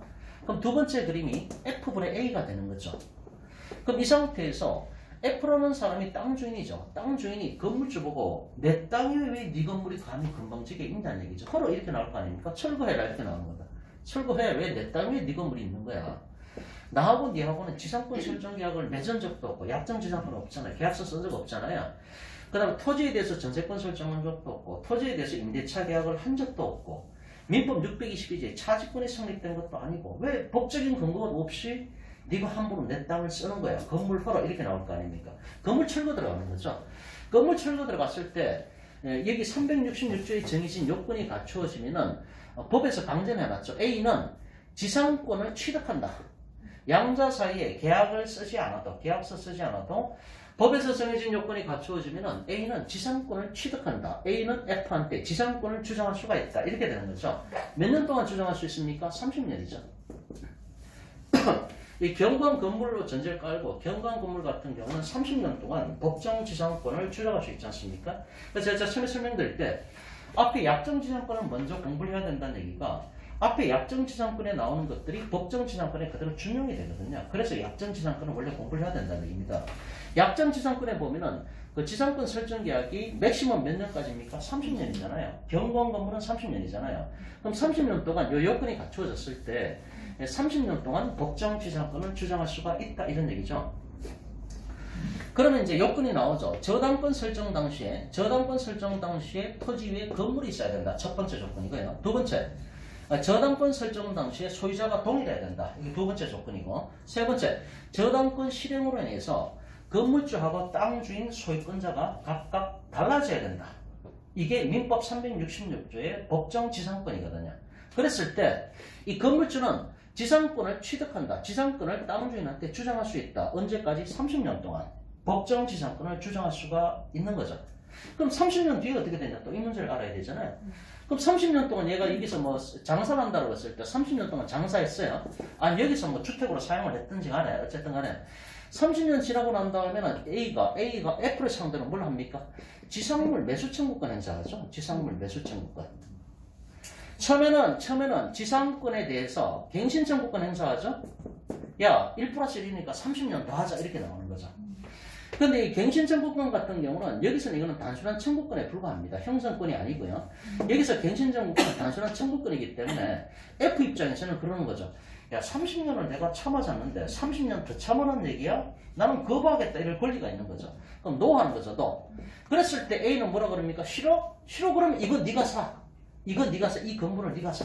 이거 사야 됩니다. 이거는 형성권입니다. 지상물 매수 청구권은 형성권입니다. 그럼 사야 됩니다. 사야 이렇게.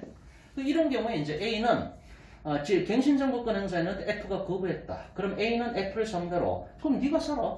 지상물 매수 청구권 행사하고 팔고 나오면 되는 거죠. 그죠? 이렇게 이제 레파토리가 흘러가는 거죠. 그래서 366조가 나오는데 저당물의 경매로 인하여 자 다시 한 번만요. 요건이 첫 번째 요건은 저당권 설정 당시에 건물이 있었어야 됩니다. 토지 위에 나대지는 안 됩니다.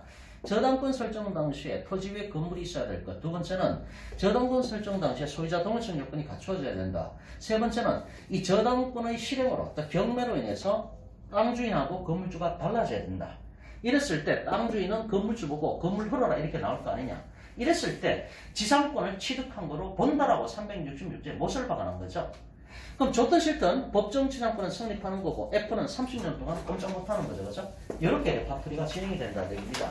자, 법정원이 그렇게 돼 있는데 아까 갖고 싶다고 해서 나눠드린 프린트물 법정 지상권 성립 요건을 바로 봅니다. 법정 지상권 성립 요건. 자, 법정 지상권 성립 요건. 자, 1번 민법 366조 법정 지상권의 성립 요건 제가 가로쳐놨죠. 강행법규라고. 이거는 사적 자치가 허용되지 않습니다. 그렇기 때문에 유치권 공부할 때 유치권 배제 특약이 없어야 된다. 그게 대법원 판례였잖아요. 그거는 사적 자치가 허용되는 분야이기 때문에 유치권을 배제하는 특약도 AB 간에 손만 딱 맞닥뜨려지면 그건 가능한 거거든요. 그런데 이 법정지상권 366조 이쪽 부분은 강행법규이기 때문에 법정지상권을 배제하기로 하는 특약 그런 거 인정 안 됩니다. 법으로 강제해놨습니다. 강행법규이기 때문에 그런 거죠. 양보로 1번. 자, 제가 이제 금방 말씀드린 그 요건을 다 적어놨죠. 첫 번째, 저당권 설정 당시에 토지 위에 건물이 존재할 것. 두 번째, 저당권 설정 당시에 땅 주인하고 건물주, 즉 소유자가 동일할 것. 세 번째, 저당권 실행으로 토지 건물 소유자가 각각 달라질 것. 이런 요건들이 필요하다는 얘기죠. 근데 2번을 보세요. 제가 아까 설명드릴 때 민법 366조는 저당권이 설정된 경우고 저당권이 설정된 경우 이외에는 전부 다 관법지로 간다고 말씀드렸잖아요. 관법지로. 판례가 막 이게 쌓이고 있는 거죠. 그럼 이번에 관습법정 법정지상권 성립 요건은 저당권이 설정된 경우를 빼고는 전부 다 이쪽으로 들어가면 됩니다. 그래서 바로 안에 매매로 소유권자가 달라지든 정려로 달라지든 강제경매라든가 공매로 달라지든 기타 등등이다. 기타 등등. 하여튼간에 저당권을 빼고 나머지는 전부 다 관법지로 들어가는 겁니다. 이랬을 때 요건이 4가지가 나오죠. 위에 366조는 3가지 요건이었죠. 근데 관법지는 여기에 추가적으로 대법원 판례가 하나 추가가 됩니다. 자, 1번을 보면은 양가로 1번 매매 당시에 매매를 전제로 깔았을 때 매매 당시에 토지 위에 건물이 있었어야 된다. 두 번째, 매매 당시에 소유자가 동일해야 된다. 아까 366조는 뭐였습니까? 저당권 설정 당시에 토지 위에 건물이 있었어야 된다. 저당권 설정 당시에 소유자가 동일해야 된다. 이런 요건이 똑같습니다. 지금 3번 매매 기타 사유로 토지 건물 소유자가 각각 달라져야 된다. 아까 저당권은 저당권 실행으로 인해서 경매로 인해서 토지 건물 소유자가 각각 달라져야 된다. 그런 요건이었죠. 근데 여기는 양가로 4번이 붙죠. 건물 철거 특약이 없어야 된다. 유치권 같은 경우는 유치권 배제 특약이 없어야 된다. 그런 조건이 대법원 판례가 추가했잖아요. 여기 관습법정 법정지상권도 4번째 요건이 대법원 판례가 추가한 겁니다. 건물 철거 특약이 없었어야 된다. 왜냐하면 이쪽 부분은 사적 자치가 인정되기 때문에. 그래서 정리해보면은 민법 366조의 법정지상권은 법으로 강제해놨으니까 강행법규입니다. 여기는 사적 자치가 허용되지 않습니다. 그런데 2번에 나오는 관습법정 법정지상권은 명문 규정이 있는 게 아니라 대법원 판례가 인정을 한 거거든요. 대법원 판례가 인정을 했기 때문에 여기는 사적 자치가 허용되는 분야이고, 따라서 건물 철거 특약도 가능하다는 얘기죠. 건물 철거 특약이 가능하다는 얘기죠. 그러면은 건물 철거 특약을 해버리면 법정지상권 따질 필요가 없죠. 건물을 헐겠다고 지네들끼리 약속을 한 건데, 그렇기 때문에 법정지상권 주장을 하려면은 그런 건물 철거 특약은 최소한 없었어야 된다는 거죠. 뒤집어서 말했을 때. 그래서 민법 366조는 3가지 조건이 필요하고 관법지 같은 경우는 4가지 조건이 필요한데 4번째 요건이 건물 철거 특약이 없었어야 된다. 이런 요건이 대법원 판례에서 추가가 됐다는 얘기죠. 그 다음에 밑에 3번에 관법지의 소유자 동일성 판단 기준 시점 있죠. 366조 같은 경우에는 3가지 조건. 첫 번째, 저당권 설정 당시에 건물이 있어야 된다. 저당권 설정 당시에 소유자 동일성 요건을 갖춰야 된다. 그 다음에 저당권 실행으로 땅 주인하고 건물주가 각각 달라져야 된다. 이랬을 때 국가에서는 366조를 입법부에서 제정을 해가지고 형식적 의미의 법률로서 법정지상권이 발생한다라고 강행법규로 만들어놨죠. 그렇죠?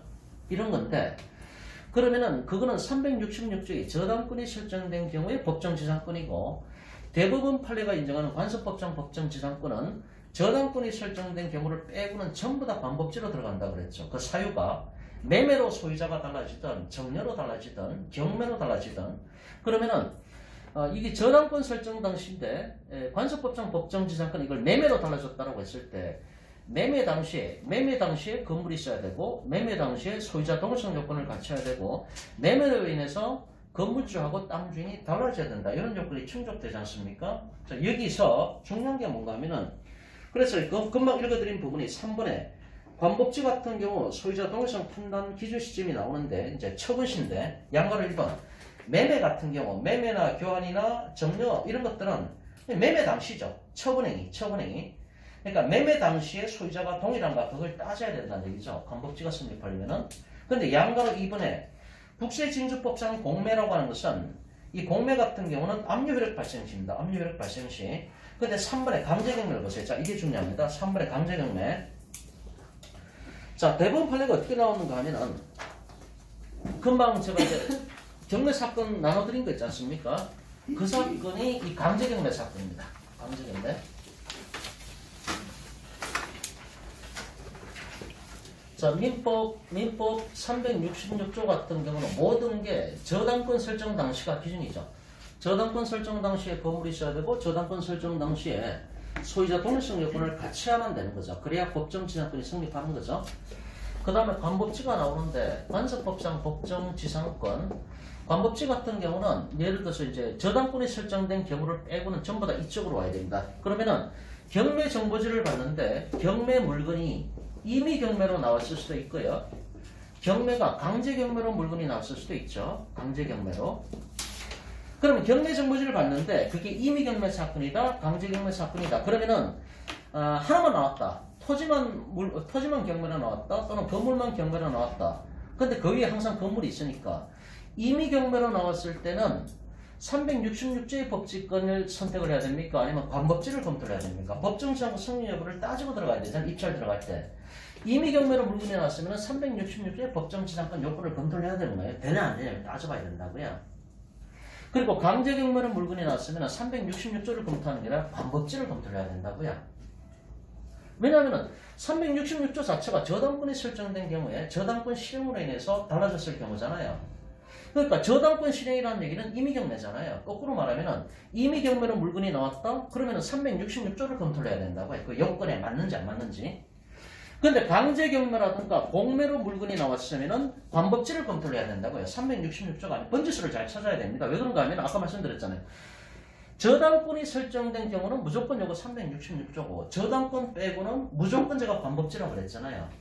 그러니까 저당권이 설정된 경우는 임의경매밖에 없잖아요.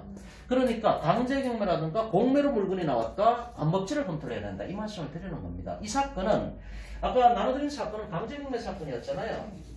강제경매 사건인데 뭐만 지금 물건으로 나왔습니까? 토지는 매각에서 제외되고 건물만 나왔잖아요. 건물만 경매로 나왔는데 내가 건물을 낙찰받았다. 그런데 관법지가 성립하지 않으면 땅 주인이 내 건물을 보고 허락을 할 거 아닙니까? 그럼 내 입장에서 이걸 낙찰을 받으면 관서법상 법정지상권이 성립돼야만 내가 입찰 들어갈 거 아닙니까? 아니 자칫하면 관법지 성립하지 않는다고 허락하면 난 헐어야 돼요. 그럼 낙찰대금은 낙찰대금으로 법원에 납부를 하고 건물은 건물대로 홀리고 남은 이중으로 고통받는 거죠. 그러니까 입찰 들어가기 전에 관법지가 성립되는 것을 따져야 된다는 얘기죠. 그 임의경매가 저당권 말고도 네. 다른 임의경매가 일어날 수 담보물건을 전제로 까는 게 임의경매죠. 담보물건. 담보물건. 담보물건이 민법에 뭐가 있습니까? 민법에 유치권이 있고 유치권 경매 저희가 공부를 했잖아요. 유치권에 의한 경매가 임의경매잖아요. 유치권. 그 다음에 질권에 계시도 임의경매 집어넣을 수가 있습니다. 유치권, 질권, 저당권. 저당권이 있으니까 지금 요걸 공부하고 있는 거지. 유치권도 가능하고 질권도 가능하고 저당권에 계시도 전부 다 담보물건이니까 임의경매에 들어가지 않습니까? 특별법에 뭐 하나가 있습니까? 가담법. 가등기 담보 등에 관한 법률을 보면 담보가등기 있지 않습니까? 담보가등기는 경매 넘어갔을 때 저당권으로 본다. 이렇게 가담법 12조입니까? 명시가 되어 있잖아요. 가등기 담보를 했을 때 뭐 저희 직원분들 다 아시겠지만 저희 같은 경우는 소유권, 매매 예약에 기초한 소유권 이전 청구권 가등기 이걸 저희가 투자자분들한테 해드리잖아요. 저희가 해드리는 거는 보증가등기입니다. 말하자면 보증가등기, 담보가등기가 아니고요. 그런데 만약에 담보가등기가 됐을 때는 이것도 임의경매로 들어가는 거죠. 이것도 임의경매. 담보가등기에 의해서 경매 집어넣었을 때 이것도 임의경매가 되는 겁니다. 그럼 임의경매에 들어가는 건 요거밖에 없습니다. 유치권, 질권, 저당권이고 담보물권 세 가지잖아요. 이거하고 가등기 담보 이게 다죠. 이게 답니다. 그 다음에 예외적으로 전세권 같은 경우는 전세권자가 세 가지 조건을 갖추어졌을 때 첫 번째 집합건물 전세권, 두 번째 1순위 걸려야 되고 세 번째 전세권자가 직접 임의경매 신청했을 때 이때는 또 전세권이 임의경매 가능하죠. 그죠? 그럼 경우의 수는 임의경매에 들어가는 것은 유치권, 질권, 저당권, 담보가등기, 전세권 요 5가지 경우에 한정해서 임의경매로 들어가는 거죠. 나머지는 일반 채권이기 때문에 전부 다 강제경매로 들어가야 되는 거죠. 그럴까요?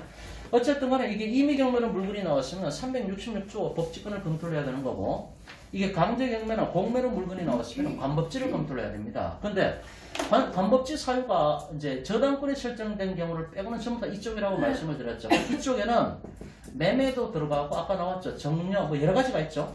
여러 가지가 있는데 강제경매하고 공매도 다 이쪽입니다. 관법지 쪽입니다.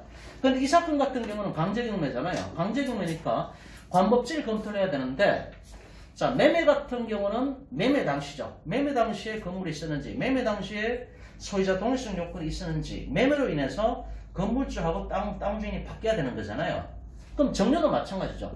정려 당시에 건물이 있었는가 정려 당시에 소유자 동의성 요건을 갖추는가 정려로 인해서 건물주하고 땅 주인이 각각 달라졌는가 이걸 검토를 해야 된다고요.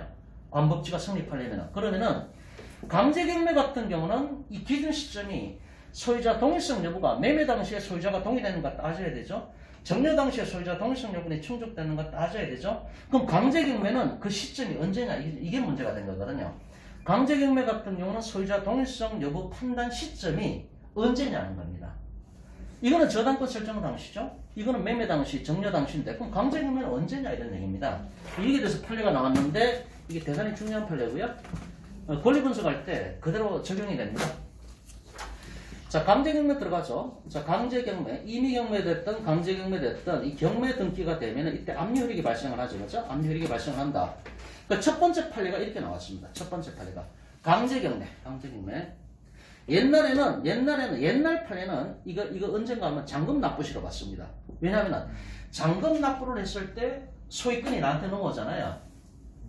그 최초 1970년대 판례 같은 경우는 잔금 납부시가 동일성 판단 시점이라고 봤습니다. 여기서는 왜 그런가 하면은 잔금 납부를 했을 때 소유권이 나한테 넘어오죠. 등기를 안 넘어와도 잔금만 납부하면 소유권 내가 취득을 하잖아요.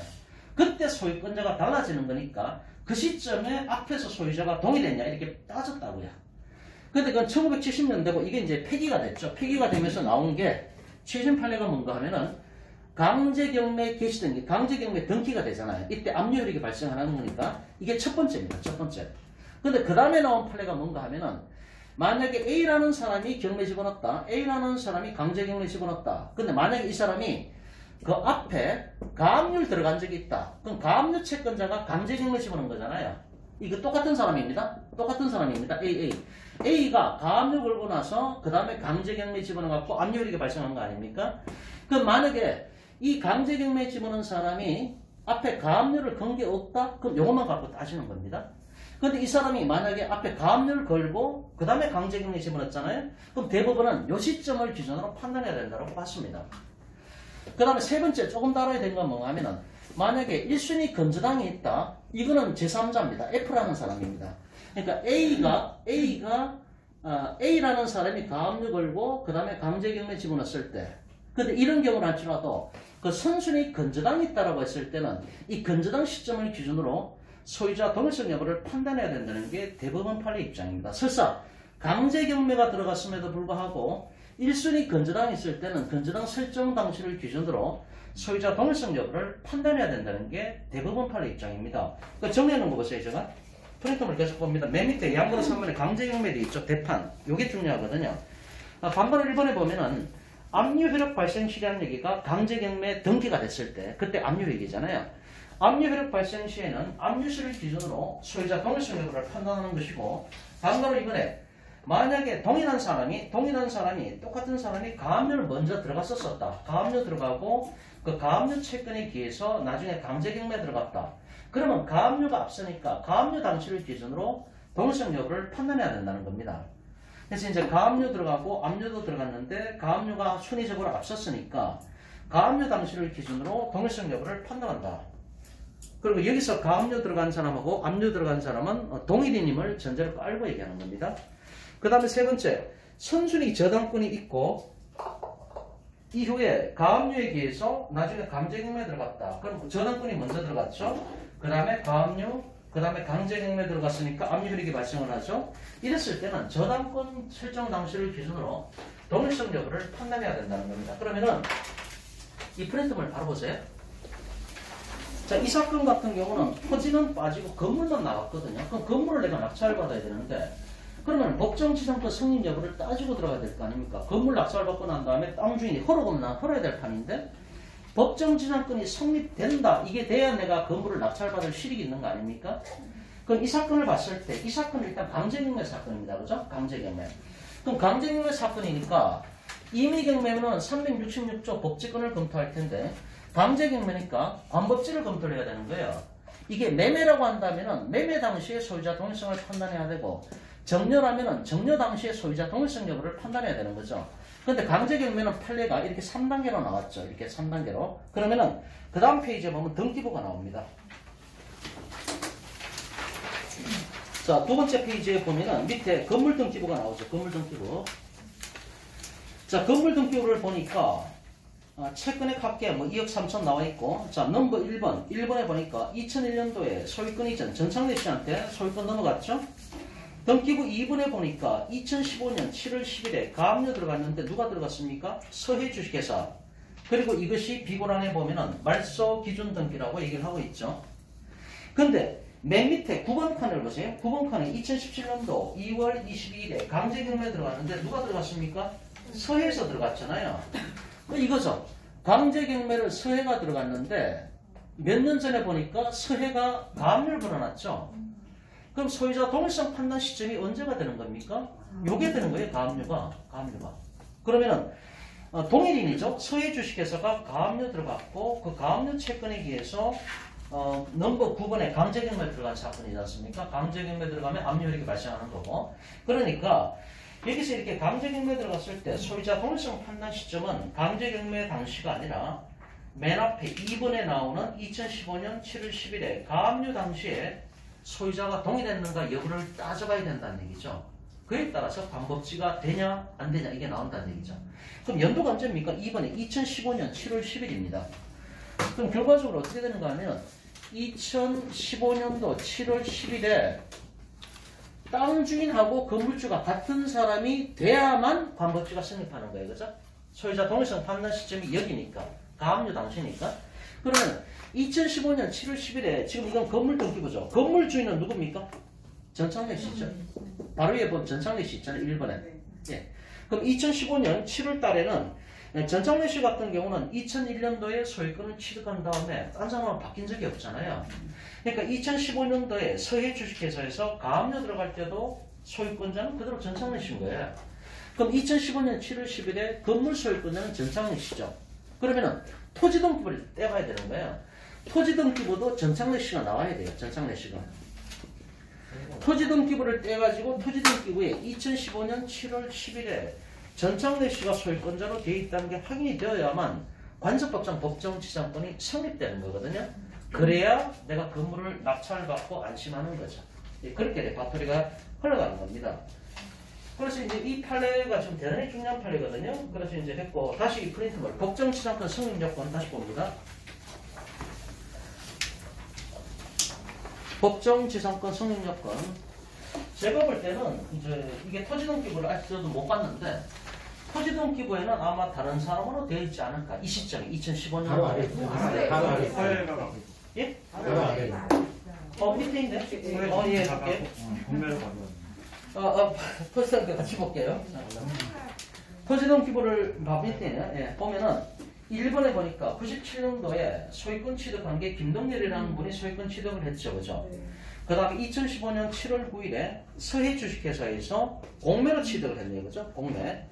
근데 이 시점이 2015년 7월 10일이잖아요. 그죠? 그러니까 7월 9일이니까 하루 앞이죠. 하루 앞에 토지를 공매로 서해 주식회사에서 취득을 했지 않습니까? 그러면은 요 시점이 2015년 7월 10일에 땅 주인은 뭡니까? 서해거든요. 서해. 주식회사 서해잖아요. 그러면 2015년 7월 10일이 소유자 동일성 판단 시점인데 건물은 전창래 씨 건데 땅은 서해에서 취득을 했잖아요. 그러면 관습법상 법정지상권이 성립됩니까? 안 됩니까? 안 되잖아요. 소유자 동일성 요건이 깨졌잖아요. 관법지 성립 안 한다고요. 그러니까 아까 입찰 1차부터 1차, 2차, 3차 쭉 내려갔는데 중간에 매각 허가 결정 취소된 사람 있잖아요. 이 사람은 이 권리 분석을 못하고 그냥 막 들어간 거예요. 아무도 혼자 들어갔잖아요. 아까 3차 때문에 혼자 들어갔잖아요. 예전에 제가 말씀을 드렸죠. 자기가 볼 때 이게 정말 좋은 물건인데 자기는 부를 때 막 뛰어나갔는데 아무도 없어요. 그러면은 이상하다 한번 싸한 느낌이 들어야 되는 거죠. 좋은 물건이면은 혼자 들어갈 리가 없잖아요. 좋은 물건이면 경쟁력이 붙겠죠. 근데 아무도 없고 지 혼자 단독 입찰을 했다. 부르기를 막 뛰어나갔는데 신이 나가서 뛰어갔는데 아무도 없다. 이건 뭐 이상한 겁니다. 그 다음에 낙찰을 받고 나서 그 다음에 법원 기록을 열람할 수가 있지 않습니까? 그렇게 된 거죠. 그래서 아까 몇 차 때 이 사람이 3차 때죠? 3차 때. 3차 때 이제 낙찰받은 사람이 이제 매각허가 결정 취소 신청을 했고 그게 이제 받아들여졌다라고 봐야 되는데 이 사람은 구사일정으로 살아난 거죠. 입찰 보증금 10% 날릴 뻔 했는데 법원에서 취소 신청을 받아준 거 아닙니까? 그죠? 그럼 10% 돌려받거든요. 가슴을 썰어낸 거죠. 이때 얼마입니까? 3차 때가 9천만 원이니까 한 900만 원, 돈 1천만 원 정도 되잖아요. 그죠? 어쨌든 돈 1천만 원 돌려받았겠죠. 그죠? 그러니까 이 사람이 낙찰 받고 나서 법원 기록을 그때부터 열람할 수가 있잖아요. 법원 기록을 들어가서 열어보니까 이사단이 난 거죠. 그러니까 처음에 권리 분석을 정확하게 안 하고 들어갔던 거죠. 그래서 매각허가 결정 취소 신청을 했고 이제 그걸 받아줬다는 얘기죠. 왜 그런지 몰라도 법원에서 받아줬습니다. 어쨌든 그렇게 된 사건인데 그 다음에 9차 때 보니까 앞에 1페이지에 이제 5차를 봅니다. 1페이지에 입찰 진행 내용에 5차를 보면은 5차 때 들어간 사람은 잔금 미납을 했잖아요. 그죠? 낙찰 받았는데 이 사람은 이제 잔금을 아예 납부를 안 했어요. 왜 그렇습니까? 이걸 나중에 한 거죠. 아, 내가 잘못 들어갔구나. 관세법정 법정지상권이 성립하지 않는다는 거를 건물 낙찰을 받아봐야 땅 주인이 풀으라고 풀어야 된다는 거를 나중에 하는 거죠. 예. 처음에는 이제 깨달은 게 없는 거죠. 그때는 이미 늦었죠, 그죠? 그래서 이 사람은 이제 입찰보증금 이때도 10%였죠. 이때는 4차, 5차 때는 재매각이 아니라 신경매이기 때문에 입찰보증금이 10% 그대로죠. 그러니까 5차 때 1억 3천이니까 입찰보증금이 이 당시에 5차 때 1,300만 원이었겠죠, 그죠? 10%니까 1,300만 원 날아간 거죠, 그죠? 1,300만 원 포기하면서도 잔금 납부를 안 한 거예요. 차라리 10% 포기하는 게 잔금 납부해봐야 어차피 건물 흘러가면 풀어야 되잖아요. 돈은 돈대로 내고 건물은 건물대로 흘리고 이러느니 10% 포기하게 되는 게 낫겠다 이렇게 판단한 거죠. 1,300만 원 날렸습니다. 근데 구차 때 보면은 누가 단독 입찰이죠. 누가 낙찰 받았어요? 서해가 누굽니까? 땅주인이잖아요. 이걸 낙찰 받을 수 있는 사람은 서해밖에 없는 거죠. 저희 회사에서 하는 것도 다 이렇게 하잖아요. 저희 회사 같은 경우도 일단 땅을 먼저 묻습니다. 땅을 먼저 묻고 나서 땅 주인이 되고 나서 그 다음에 건물에 대해서 건물 철거 가처분을 걸어놔 버립니다. 그럼 등기부에 건물 철거 들어온다고 가처분까지 들어와 있잖아요. 그 다음에 건물이 경매로 나온단 말이죠. 아무도 못 들어갑니다. 누구만 들어갑니까? 저희 회사만 들어가는 거예요. 그러니까 유찰될 때까지 35%까지 떨어졌을 때 그때 이제 저희가 땅은 먼저 먹었고 건물도 나중에 먹는 거죠. 이 경매에서는 다 이런 대파토리로 흘러간다는 얘기죠. 그러니까 이제 이게 정확하게 법정지상권 성립 요건이라든가 이런 걸 정확하게 저희가 공부를 해야만 이렇게 실수하지 않는다는 얘기죠. 자, 다시 이 프린트물 봅니다. 법정지상권 성립 요건 다시 봅니다. 자, 법정지상권 성립요건을 보면은 1번 민법 366조 법정지상권의 성립요건 강행법규 이렇게 돼 있는데 자, 양가로 1, 2, 3 세 가지가 있었는데 큰 테마들은 양가로 1번은 저당권 들어갈 때 땅에 건물이 있었어야 된다. 양가로 2번은 저당권 들어갈 때 소유자 동일성 요건이 충족돼야 된다. 세 번째는 저당권 실행으로 이건 임의경우에 넘어갔다는 얘기죠. 저당권 실행으로 토지 건물이 소유자가 각각 달라져야 된다. 이때 366조의 법칙권이 성립한다. 이런 얘기죠. 그런데 양가로 1번에 매니 양가로 1번에 저당권 설정 당시에 토지 위에 건물이 존재할 것. 자, 요걸 세부적으로 방가로 1, 방가로 2 나눴지 않습니까? 자, 이 판례도 중요합니다. 자, 방가로 1, 방가로 2를 보면은 자, 방가로 1 저당권 들어갈 때 대법원 판례 입장이 뭔가 하면은 2013-511 땡땡 사건인데 저당권 설정 당시에 그럼 건물이 있어야 되죠. 저당권 들어갈 때 토지 위에 건물이 있어야 되는데 그 건물이 어느 정도 올라갔어야만이 인정되겠냐고 이것을 싸움이 붙은 거잖아요. 저당권 설정 당시에 건물의 규모나 종류가 외형상 예상할 수 있는 정도까지 건축이 진전됐다고 한다면은 다시 말해서 예측 가능성이 있다라고 한다면은 다시 말해서 투파기 공사만 해도 봐주겠다 이런 얘기입니다. 법칙권을 인정해 주겠다는 게 대법원 판례 입장입니다. 그럼 방가로 이번에 그럼 나중에 이게 낙찰자가 잔금 납부를 하면 소유권 취득을 하지 않습니까? 그럼 소유권이 나한테 지금 넘어오는 판인데 그때는 건축물이 완성돼야 된다는 얘기입니다. 그때는 건축법상 건물이 돼야 된다는 얘기입니다. 그때는 그래서 낙찰자가 잔금 납부할 때에는 최소한의 기둥과 지붕 그리고 주벽이 이루어지는 등 독립된 부동산으로서 건물의 요건을 갖춘 경우에 된다는 얘기죠. 정리해 보면은 땅 주인이 은행에 대출받으러 갔습니다. 근데 은행 직원이 나와서 실사를 하잖아요. 제가 저쪽 경매학원에 다닐 때도 거기 은행 직원이 거기 부점장인가 하시는 분인데 그분이 이제 나와서 항상 이제 디스커션 하시는데 그분이 이런 걸 잘 알더라고요. 그분이 대출 담당이에요. 그래서 자기가 대출해 줄지 말지 다 자기가 결정을 하시는데 이거 뭐 빠삭하게 알고 있더라고요. 그분도 이제 노후 보장을 위해서 한 8억짜리 다가구 주택 하나 낙찰 받으려고 월세 300만 원 나오는 거 항상 그 정도 생각하고 계시더라고요. 투자금을 9억 정도 준비하셨어요. 근데 여기 1억 투자하셨고요. 여기 홍원동에 들어갔어요. 홍원동 아시잖아요. 제 직원분들은 뭐 신경도 안 쓰더라고요. 뭐 알아서 나게 찌르고 있는데 나머지 8억 갖고 이제 투자를 하시는데 이분이 그걸 잘 하시더라고요. 그러면은 그분이 이제 대출해 줄 때도 자기가 실산을 나간다고 얘기를 하더라고요. 직접 가봐야 할 거 아닙니까? 뭐 대출을 맡겨줍니까? 그러면 땅 주인이 대출 받으러 은행에 왔는데 은행 직원이 나가본 거야. 나가보면은 특파기 정도를 하고 있잖아요. 그럼 누구나 예상할 수 있죠. 아, 건물이 여기 건물 지려고 하는 거구나. 예상할 수가 있잖아요. 그러니까 건저당 설정할 때 돈 빌려줄 때 가보니까 특파기 정도는 하고 있었어야 된다는 얘기죠. 근데 나중에 삑사리가 나서 이게 경매로 넘어갔다. 그러면 낙찰받은 사람이 잔금 납부할 때는 낙찰자한테 소유권이 완전히 넘어가는 거 아닙니까? 그때는 건축법상 건물의 요건을 갖춰야 된다는 얘기죠. 지붕도 있어야 되고 기둥이 있어야 되고 그걸 대법원 판례가 얘기를 하고 있는 겁니다.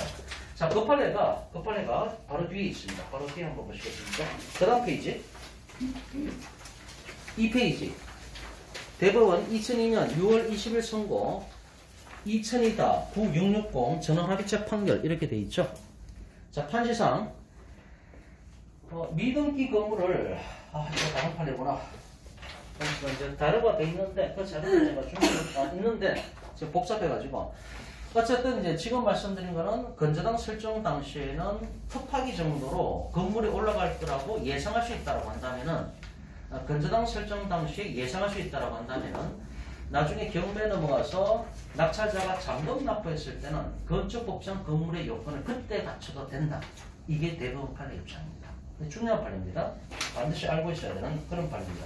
다시 앞 페이지로 가가지고요.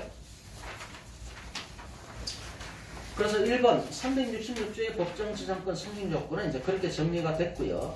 2번에 관법지가 나오죠. 관법지 금방 말씀을 다 드렸죠. 다 드렸습니다. 그 다음에 3번 관법지의 소유자 돌성 판단 시점은 금방 말씀드렸듯이 매매나 교환 이런 것들은 처분행위 시 국제징수법에 의한 공매 같은 경우는 압류효력 발생 시 여기서 압류효력 발생 시라는 게 공매 등기가 되는 거. 공매 등기되면 압류효력 발생하잖아요.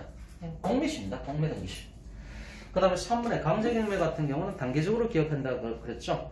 1번에 압류만 했을 때 다시 말해서 강제경매 등기만 돼 있다. 그럼 등기시, 압류시가 되는 거죠. 그때 기준으로 동일성 여부를 판단하고 2번에 가압류했던 사람이 압류를 들어갔다. 다시 말해서 가압류했던 사람이 강제경매 집어넣었다는 얘기죠. 그랬을 때는 동일인 전제하에서 가압류 당시에 동일성 여부를 판단해야 되는 것이고 그게 경매증거지 금방 본 사건이죠.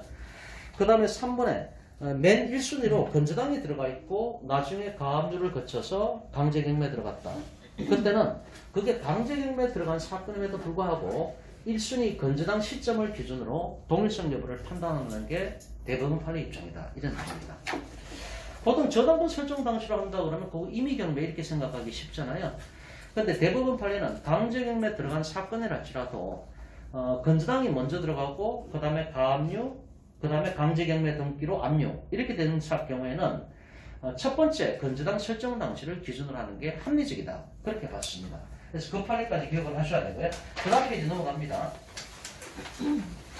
대법원 2002년 6월 20일 선고. 자, 이 판례를 좀 보겠습니다. 네, 한 10분만 하고 마치겠습니다. 시간이 다 들어가기 때문에.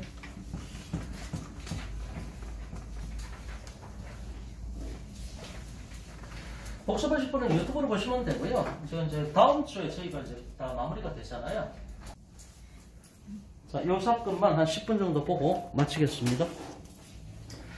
자, 판시상. 자, 중요한 판례입니다. 종박에서 할 때 한 번 말씀드린 적이 있는데, 판시상 미등기 건물을 대지와 함께 매수하였으나, 자, 봅니다. 이제 이게 A 겁니다. A 건데 토지가 등기가 돼 있다. 근데 건물이 올라갔는데 이건 미등기입니다. 등기가 안 돼 있다는 얘기죠. 미등기 건물을 대지와 함께 매수했다는 얘기는 땅도 사고 건물도 샀다는 얘기죠. 함께 매수했으니까 B라는 사람이 샀습니다.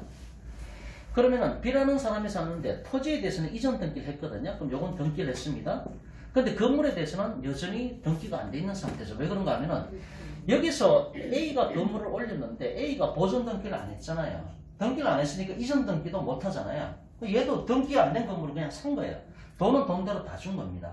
이랬을 때 어떻게 되냐 이런 얘기입니다. 다시 1번 미등기 건물을 대지와 함께 매수했으나 대지에 관하여만 소유권 이전 등기를 넘겨받고 대지에 대하여 저당권을 설정하는 그 다음 그림이 어떻게 되는가 하면 땅에 대해서 건저당이 들어갔더라고 얘기를 하죠. 이게 첫 번째 그림이고요. 이게 두 번째 그림이고요. 세 번째 그림이 이게 이제 토지에 대해서 건저당 들어간 거죠. 건저당. 건저당 건자가 C라고 하겠습니다. 자, 토지에 대해서 건저당 들어갔습니다. 그 다음에 저당권이 실행됐습니다. 저당권이 실행되면 이제 경매로 넘어갔다는 얘기죠. 네 번째 그림이 그럼 낙찰자가 F라고 했을 때 이 토지를 갖다가 F라는 사람이 낙찰받았습니다. 그럼 이 토지는 F죠. 그죠? F. 근데 F가 토지를 낙찰받고 나니까 그 위에 건물이 있잖아요. 지금 건물. F가 건물주한테 지금 헐어라 그렇게 된 거예요. 왜 내 땅에 네 건물이 있냐 헐어라 이렇게 되는 거예요. 건물 철거. 건물 철거하라 이렇게 나오니까 건물주 입장에서는 뭘 주장을 해야 됩니까? 법정 지상권이 있다라고 주장을 해야 될 거 아닙니까? 그럼 그 요건을 따져봐야 될 거 아닙니까? 이거는 건저당이 설정되고 건저당 실행으로 인해서 토지주하고 건물주가 달라진 경우잖아요. 반복집니까? 366조입니까? 366조가 돼야 되잖아요. 건저당 들어간 경우니까.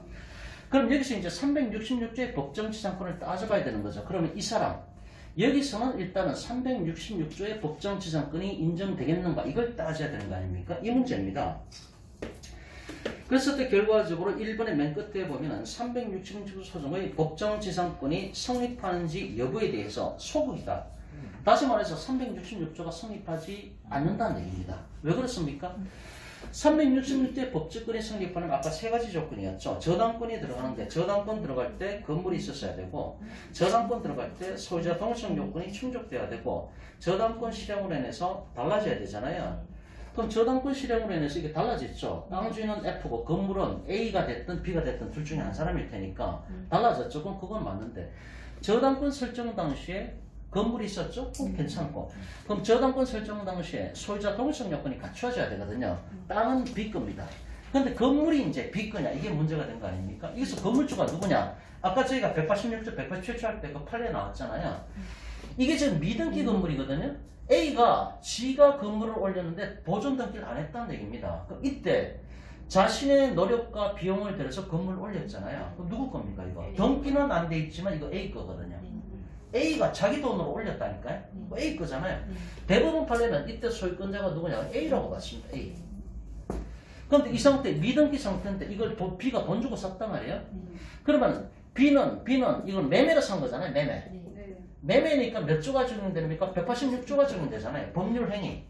법률 행위로 인한 물권 변동 같은 경우는 등기가 넘어와야만 소유권 취득하잖아요. 그럼 매매란 얘기는 법률 규정이 아니라 법률 행위잖아요. 186조의 적용 대상이라고요. 법률 행위로 인한 소유권 취득은 반드시 등기가 넘어와야 소유권 취득한다고 186조에 돼 있잖아요. 그런데 매매로 취득을 했는데 등기를 안 넘어왔잖아요. B가 소유권 취득하려면은 A 보고 보존 등기 하라고 얘기를 해야죠. 보존 등기 한 다음에 자기 앞으로 이전 등기를 해야 될 거 아닙니까? 결과적으로 얘도 미등기 상태잖아요. 그럼 이 상태에서 B는 소유권 취득을 못했잖아요. 그건 분명하죠. 등기로 안 넘어왔으니까. B는 소유권 취득을 못했으니까 이 시점에도 소유권자는 여전히 A라고 대부분 판례가 나온 겁니다. 지가 돈 주고 샀는데도 등기를 안 넘어왔으니까 소유권 네 거 아니야. 소유권은 이 상태에서도 A 거야. 이렇게 된 거죠.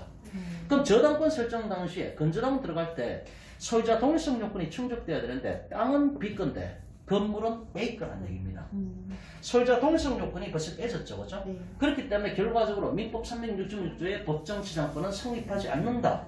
이렇게 대법원 판례가 나왔다는 얘기죠. 자, 그 두 번째 판례도 대단히 중요하고요. 시간이 좀 됐고 뒷부분은 또 얘기할 게 좀 있기 때문에 자, 오늘은 여기까지 하고 다음 시간에 어쨌든 뭐 중요한 것만 골라가지고 좀 마무리하는 걸로 하겠습니다. 자, 수고하셨습니다.